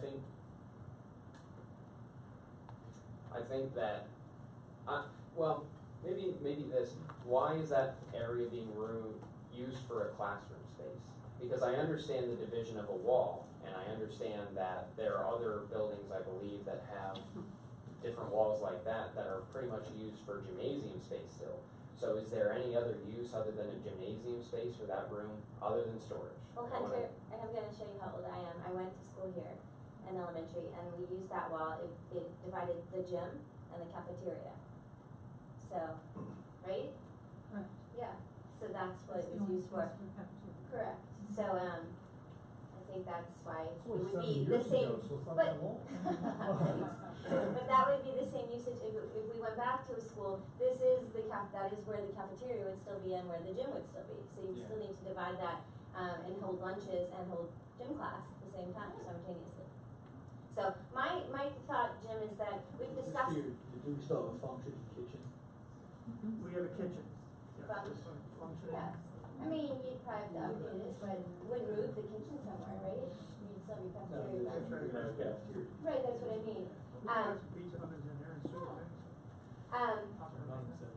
We've been discussing this, I think, I mean, you have been discussing it longer, but since I've gotten on the board, which hasn't been that long, but still, we've been discussing this for a long time, and I really feel like you've gone through every avenue to make sure that we were helping the program. We were doing what we could. We opened this building, and that was part of the stipulation that we have this wall. You know, we have this partition or whatever it is.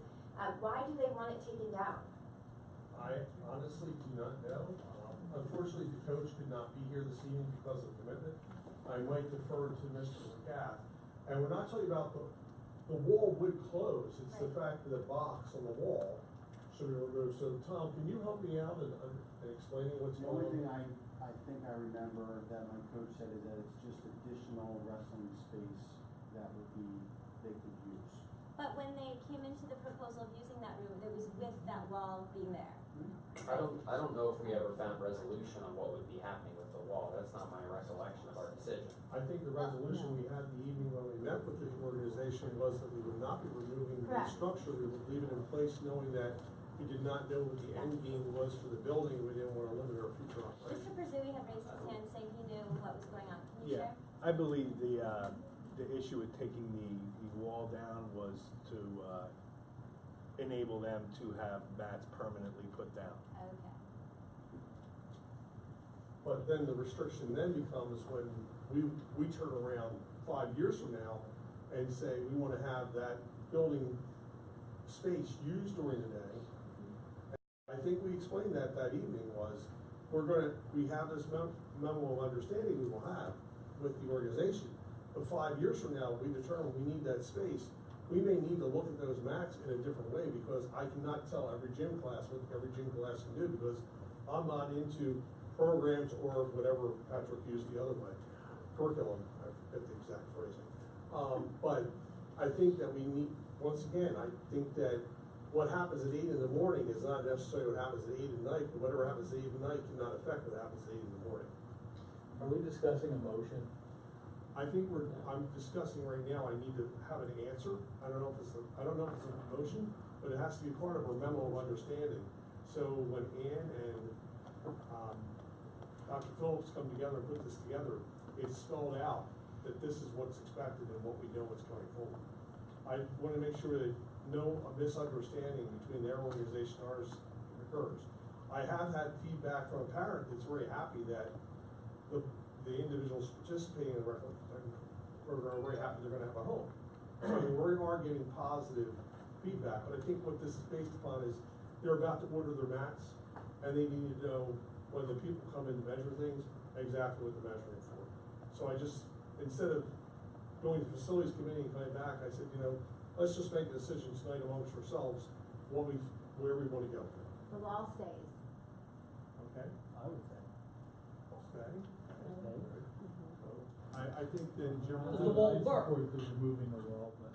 Okay, well, why do you think she would? Because I think it's highly unlikely that this building's ever gonna be turned back into a school, and I think it's highly unlikely that we're ever gonna use that facility for anything other than it's currently being used for.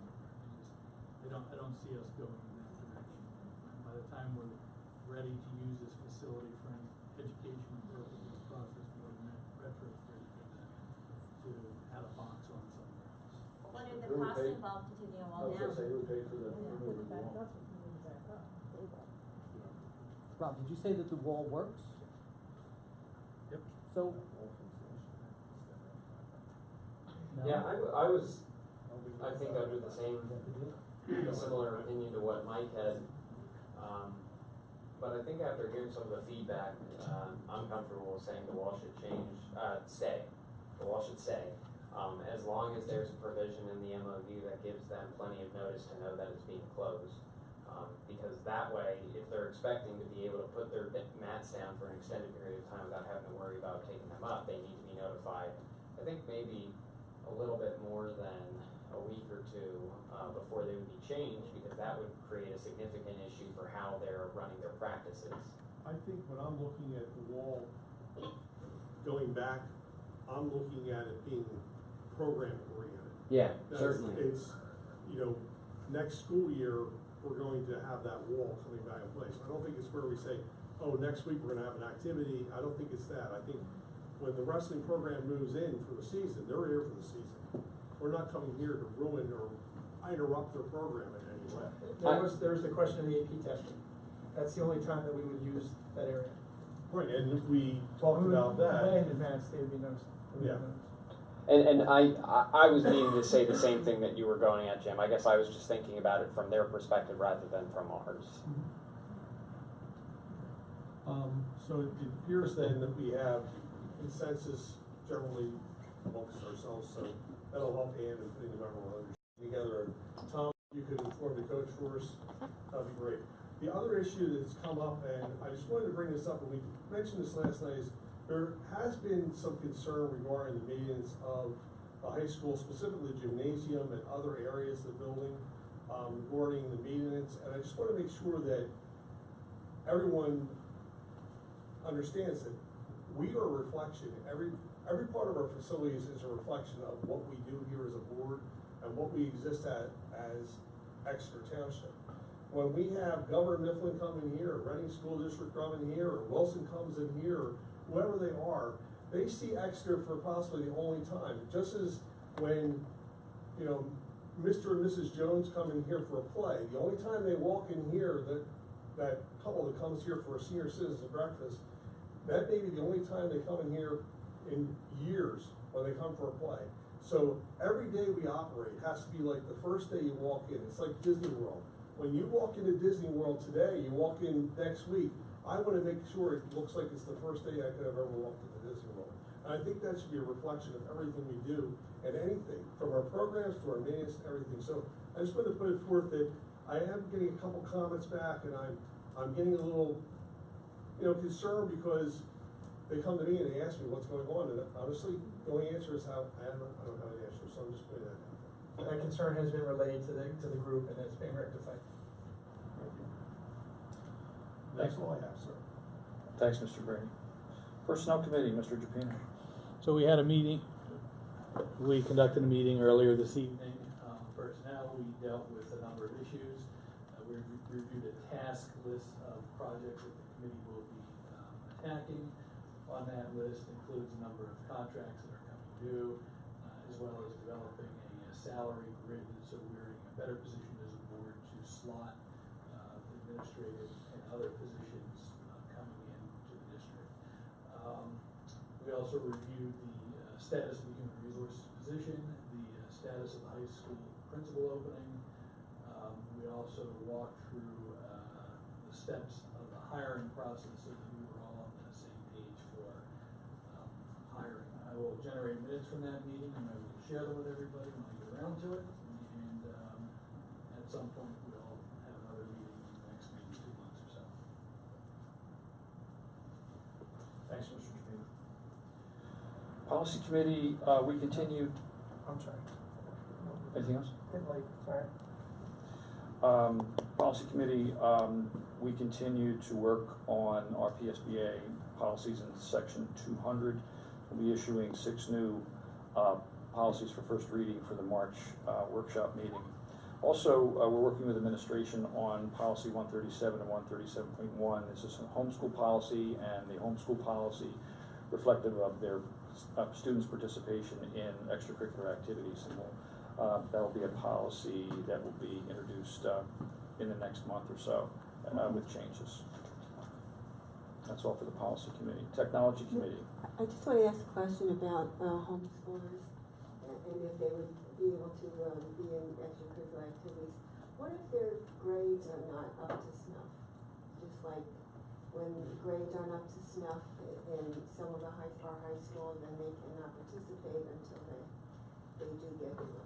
Well, are you talking about homeschool students? Yes. So, I mean, the supervisor of the program is the parent. I'm sorry. The supervisor of the program is the parent, and it would be incumbent upon the parent to report the student to the district if there's an grades, but there's not the traditional grade system for homeschoolers typically that you would find in a regular public school. And correct me if I'm wrong, but on our end, they have to adhere to the extracurricular and athletics handbook for all students, which is where I think we have provisions that say they can't participate if they don't have grades. So if they did report the student, then they wouldn't be able to participate. So I think that's all we can really do on our end. We don't regulate school programs per se. We don't require them to submit grades annually or quarterly. Well, we're paying the freight. I think we shouldn't have to have them start, being accountable for the students and their achievement. Well, thanks for your input. Homeschool, we do not pay anything for homeschools. That is on the burden of the parent. She's talking about the extracurricular. But that is the one thing that an individual who's a homeschooler is, no, we're not talking about charters, we're talking about homeschool right now. Those individuals are asking to participate in the sports or into the music programs or whatever the case is, as long as it fits into what our regulations and rules are, then they're allowed to participate. We're not talking about charter schools. And it's my understanding too that they still have to pay the activity fee and their parents are still going to be paying taxes as long as they're property owners within the district. Dave, I would like to add to your policy committee, if you could address, I had brought up tonight, potentially like evaluating or reviewing, maybe even implementing an emergency procedure policy. What should be done, like that outreach, that type of thing. I can send that more specifically when I'm referring to Why don't you send us in operations, it would be in the 800s. Okay. Okay, thank you. We won't get to the 800 section, but it's going to be a long time. So we can put policies in, out of order, so it's not that complicated. Technology Committee, Mrs. Pager. No report. Community Foundation, Mrs. Hacker. Yes, Amy Lutz had sent me some things she wanted me to share. We haven't met for a little while. Our next meeting's coming up, and I'll share that in a minute. But the ECEF and the Exeter Alumni Association will be cross-marketing their projects moving forward. So this is great news and a great step forward, as most local districts have this organization under one hat. Both organizations are looking forward to announcing an exciting joint fundraising project in the near future. ECEF will be running a teachers and staff fundraiser, a Jeans Day, on Wednesday, March 7th. The timing of this Jeans Day coincides with the upcoming announcement of teacher mini grant submissions. Just an FYI, last year they nearly awarded $5,000 via 9 teacher mini grants. Since the January school board meeting, the ECEF has taken in $7,500 in EITC money through Quadrant and Mortgage America. EITC monies collected must be spent on specific state-approved projects, and we've been working with Dr. Winters on identifying specific needs that align with these donations. Just on a side note, EITC money must be spent on items that the state deems emerging. Emissions, interactive whiteboards, STEM, robotics, artists in residence are examples of these projects the state has approved for EITC money fund use. Anyone interested in the ECEF is welcome to attend our meeting on Wednesday, March 7th at 7 p.m. in the Lausch boardroom. Thank you very much. Thanks, Mrs. Hacker.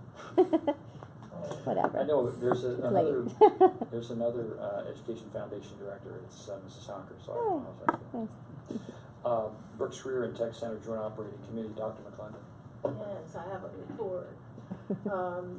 So I attended a meeting, their Joint Operating Committee meeting last month, and I'm gonna start with the best part of all. It's for you. I'm waiting. The culinary students prepared and served a very nice dinner, and they come out afterwards and at the end, and then they tell you a little bit about themselves and what school. There wasn't anybody from Exeter that evening, and then following the dinner, we went on a tour. I believe they're going to pick like a different program each month. So the one we went on was masonry, and there were 3 students who did a little slide presentation and also showed the area and some projects that they were doing. One of the things about that masonry, they talked about how I think even maybe 100% of the students can get jobs. So starting at $14, $15 an hour and up. So that's a field that's really, there's a need for that. Some of you probably know all this information already. Since I work in Reading, I know about Reading Muhlenberg CTC, but I'm learning about this one. So, they have 38 programs, so I'll pass this around. They have 38 programs that they offer between the Berks campus and the west and the east. And I'm a school counselor, so 15 years ago when I started, we were calling them vocational, VOTEX. And the students that would typically go there were students who weren't looking to go to college or looking for a trade to do right out of high school. And so it has evolved and really changed, and as the name changed to Career Technology Center. So a lot of these programs are designed for students to go on to get associate degrees or bachelor's degrees. And some of them are designed to get jobs right out of high school. So and this one you may already know about too, but the partnership, RAC, and Bloomsburg University, they have partnerships with the CTCs where students can earn college credits through dual enrollment, and they can earn quite a few credits and then move towards their associate or their bachelor's degree. And then that's at no cost because they're CTC students. So the meeting, there were 16 school board members from 16 school districts that sit on that committee. So everybody except Reading and Muhlenberg are there. One of the things they went over and spent a lot of time talking about their budget, and they did have it mentioned that there's going to be on average a 5.51%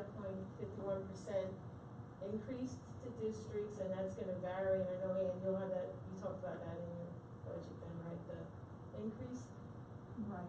to school districts. So, yeah. Right, there will be, we'll be discussing that, and it will come before the board. They have paid off their debt, but they will be including some monies for future capital. Okay. Right, and they mentioned also that one of the, well, there's several reasons, but as far as why they had an increased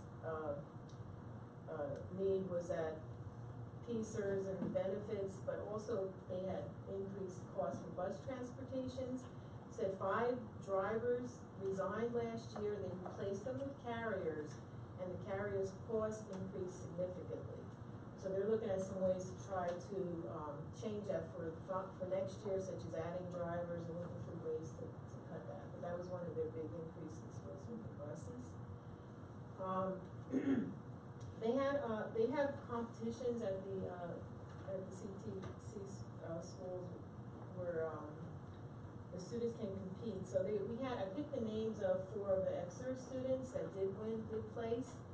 It's Skills USA, and this was at the district competition.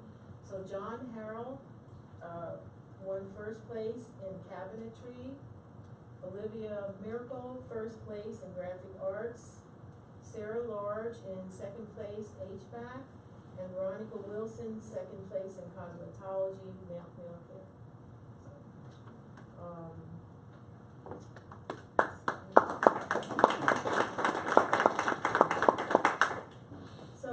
And another thing was they had, they want the Berks VCT East Campus was one of only 12 schools to win this very prestigious award that's given by PDE. It's called the Career and Technical Education Excellence Award. And in order to get that, at least 75% of the students in the school have to score at an advanced level on their technical assessment that they do at the end of the year. So there's only 12 schools in the whole state of Pennsylvania, and the East Campus was one of them. And this was the 4th year in a row that they got that award. So I just want to read, like, Governor Wolf, is the one who announced that, he said, one of the quotes from him is that, it says, "Not every student wants to go to college, but there are many job openings in Pennsylvania that require training and skills, and career technical education is helping to close that skills gap." And then also from, Secretary of, where is he? Let me see. Pedro Rivera, Secretary of Education, sorry. So he said, "In today's job market, it is more critical than ever that students leave high school with strong academic and technical skills that prepare them for college-level studies or meaningful careers." And so I just wanted to add that because, like I said, 15 years ago, we were really encouraging college, college, college. And what we're realizing now, it's not for everybody, and we have college students who come out with their degrees and they aren't even able to work in their professions. And so technical schools, a lot of times, can prepare them, for the workforce.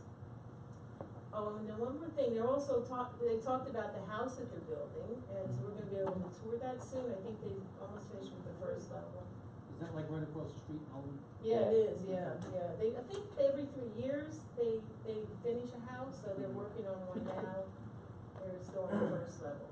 And can I say one more thing? I know, Dr. Hamburger talked about this last week, but, there's a representative that's on the committee from the BCIU, so I wanted to mention again, because she was really talking it up, about the Keeping Kids Safe on Thursday, March 22nd.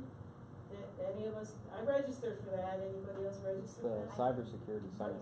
Yeah, so, she said that the person who's gonna be the, featured speaker is really well known, in this area. And so she was really encouraging us to register. So I'll pass this around if you want to see it. And you can go online and register for that. And that's the cybersecurity summit, right? What'd you say? The cybersecurity summit, is that what that is? Yes, yeah. Mm-hmm. There's two sessions. Right, there's an AM session and then there's one in the evening, I think from 6 to 8, I think. 6 to 9. And if, I'm sorry, if I may, I've worked with Dr. Kraft. We're trying to figure out a time where we can go out and actually have a board meeting at the CTC. They will present a dinner for us, and then they will tour us in the building and so forth, and then we'll have our board meeting out there. So we're still trying to wrestle with the date. So once we get that date, far in advance, we'll let everyone know. Yeah, That would be a special board meeting then, not a regular one? No, it's a regular board meeting. Well, It not will like be a a board regular meeting. one to replace one of these. No, it's a regular meeting. We have this meeting there. So then We did it in how the past. comes to that? Like, I'm sorry? oh, you said we would have a regular board meeting there. They would host us for one of our board Community meetings. are supposed to come to the meeting, so So they can attend. they come there. Yeah. If it's-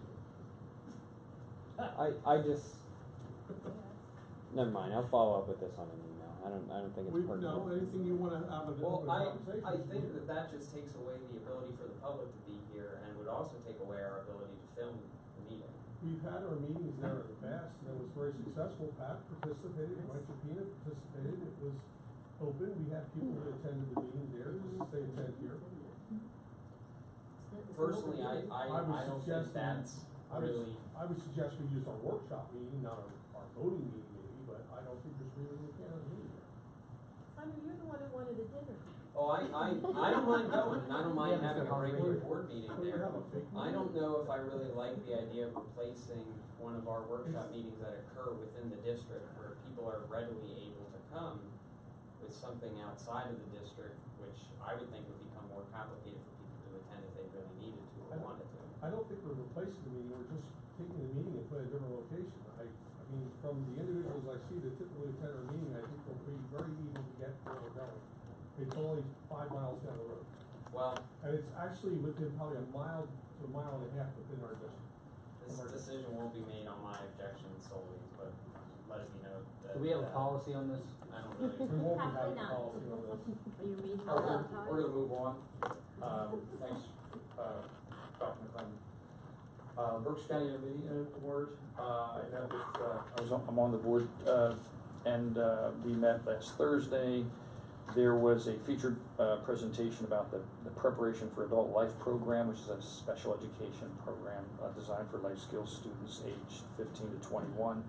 It also features a transition house component, which allows students to have real-life simulated home conditions and learning how to do domestic work like cleaning a home, cooking, and making a bed, and all the other aspects of being able to live independently.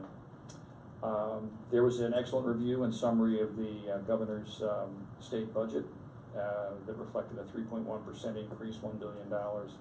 Basic Ed receiving a $100 million increase, 1.7%, which is a favorable news for school districts, and $20 million set aside for special education. So we're hopeful that the governor's budget is considered by the legislature.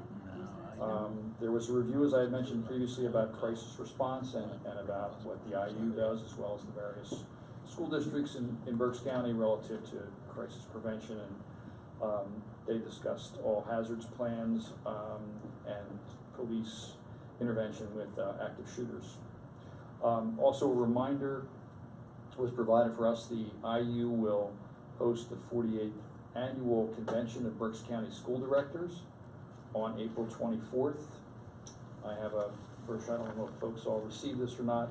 It's going to feature a keynote speech from Secretary of Education Pedro Rivera, and will be held at the Reading-Muhlenberg Career and Tech Center. There'll be a tour and reception prior to the program, and that again is on Tuesday, April 24th, beginning at 5:30 p.m. with the tour and reception. Hope everybody can make that. This is an annual convention. Excellent program provided. And Don, I know she had sent out emails to you all. She's looking for the RSVP so we can let them know who's coming. And there is some discussion that Pedro Rivera might be able to bring Governor Wolf. Wow, that'd be great. Legislative liaison, Mr. Goff. No report, sir. Township Borough liaison, Mr. Trevino. Yes, I have just a couple of items. Lisa Vanderlaan, who's the president of the Board of Supervisors, is here. She and I have started to hold meetings just on a regular basis, just to review some what I call town and gown issues. But as part of sort of maybe perhaps rebuilding some of the bridges, that we didn't necessarily have over the last couple of years. I do know that we had a ruling on our court cases related to the bus facility. I know that we're going to have some discussion on that, but I really would like this board to move soon. We are facing some uncertainty around capital investments for the bus facility. And I think we need to step up and make a decision and begin to figure out what we're going to do, where we're going to go, because we lost both court cases. It's not to say that there's not opportunity to work them through other systems, but I think that as a board, we've pretty well understood that we've made no friends in the community around this issue, and having our taxpayers pay both sides of this lawsuit. So it is my hope that we could address this as soon as possible, because we do have some decisions I think that we have to make around our transportation services. Thank you. Payment requests, Mrs. Patient. Yes, I would like the board to approve the payment request for the month of February 2018 in the amount of $866,283.02,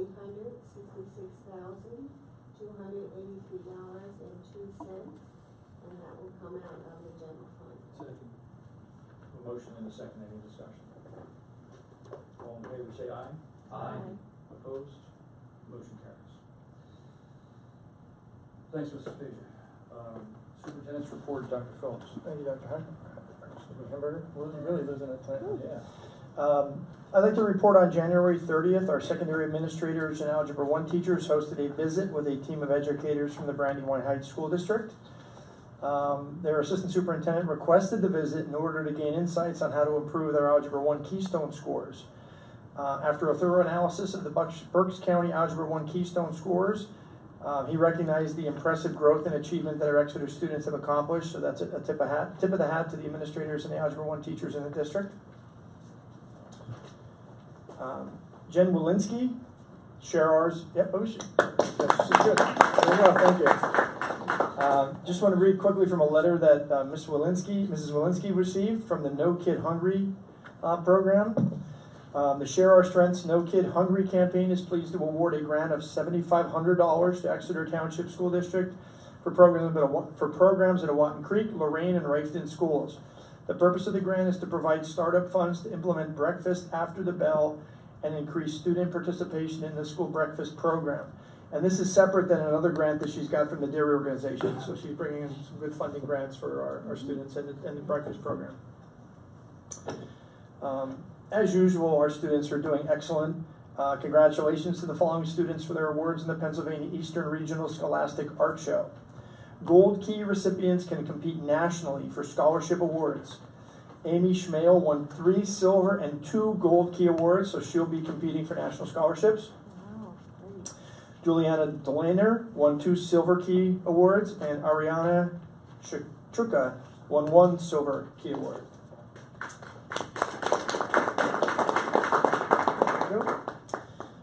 Congratulations goes to Kaylee McBraerty for winning the Committee Choice Award at the Berks Art Alliance Fast Lane Art Show. Her artwork will be featured on the digital billboard on Route 422 at a future date. All right. Excellent. County Math Counts competition was held at the Penn State Berks campus. Exeter Junior High School placed 2nd overall out of 16 teams. We also had an individual, Alex Wittig, place 4th overall. Alex automatically qualifies for the state competition. The team could still go to states as a wild card team, but we don't know that for a few weeks. So we're keeping our fingers crossed on the wild card status. And the student who placed 4th, as well as 2 other students that placed 11th and 12th, were out of approximately 125 students. So that's a great job there. We received notice that the Pennsylvania Liquor Control Board's 2017-18 Alcohol Awareness Poster Contest challenged K-12 students to create a poster encouraging their peers to resist underage alcohol use. This year, nearly 800 entries were submitted. 46 students had been chosen for recognition. A ceremony honoring the student artists will be held at the State Museum of Pennsylvania in Harrisburg on Tuesday, April 10th at 10:30 a.m.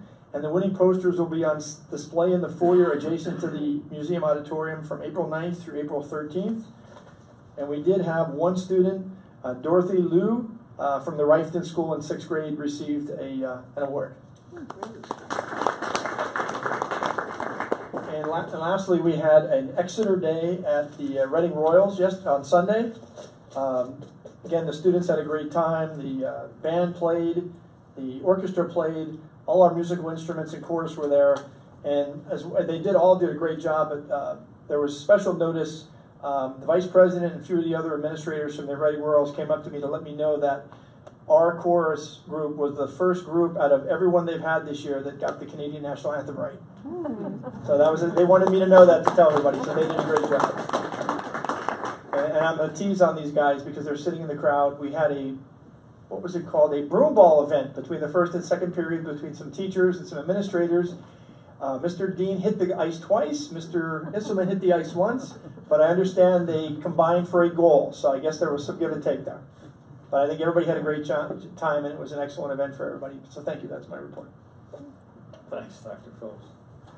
I just... I have a clarification for Mrs. Hacker. Sure. You asked about the safety committee and policy 705. Now, what struck my ear when you said about the certified safety Yeah, I was just asking what that meant. No, because I wanted to make a clarification. I was talking to our HR representative here.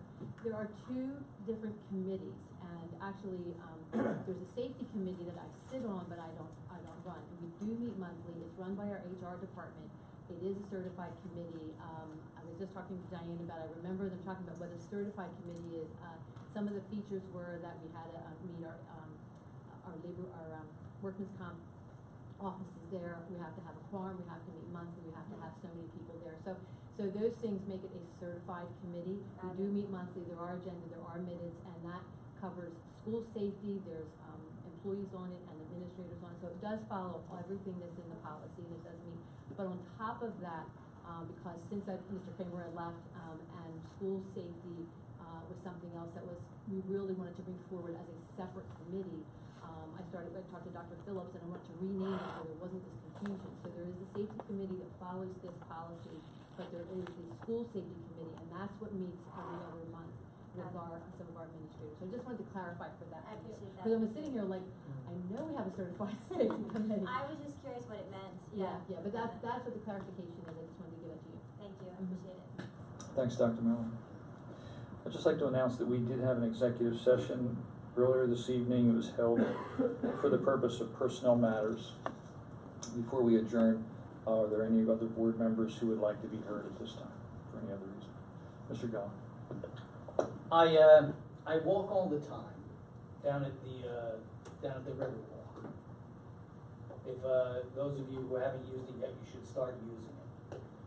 The problem with it is that people take their dogs down there too, okay? And dogs poop.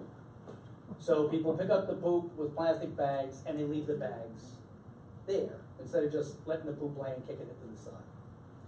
So working with the township now, we are going to be putting a garbage can, correct, Lisa? Yes. A poop can. A poop can. So the other day I was down there walking, and I noticed a lot of other trash. You know, water bottles, paper, et cetera, et cetera.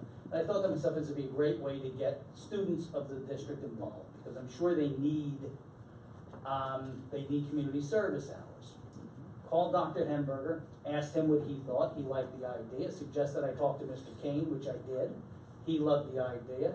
Talked to Ms. Coble. She has her Chick-fil-A Leadership Academy on board with it. And we're looking to do an event around Earth Day, probably Saturday, April 21st, to get the students involved, to clean up a bunch of different areas around the township. Great job. Well said. Thank you for taking leadership with that, and we look forward to seeing how that evolves. I'm assuming we're gonna have follow-up with secondary principals and communications, maybe through the township to some degree, to be able to make this more of a community event. Yeah, that's great. I would also recommend, I assume maybe other schools have it, but since my boys go to Watton Creek, there's an eco club. We just had that today. That would be another good resource. And they're having an eco fair the day before, that Friday. So that might even be a good way to hand out information to families that are coming to get them involved, if there's no other way. Any other board members would like to be heard at this time? Yes. I just want to say thank you to Dr. Miller and your staff and even Julie and Rose. After my concerns were brought up last week about kindergarten registration, this week it's been publicized. I've seen it all over.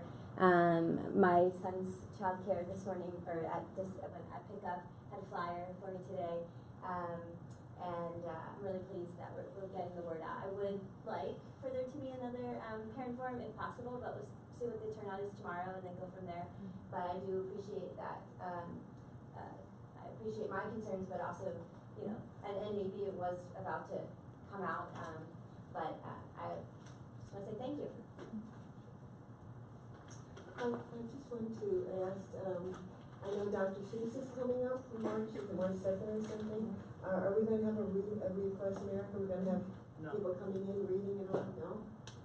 Yes, we do. I got ties and everything this year. I go into the classrooms. We're going to make sure Dr. Leonard does it. All the other administrators go in. Yes, we do a big deal. He's a personal friend.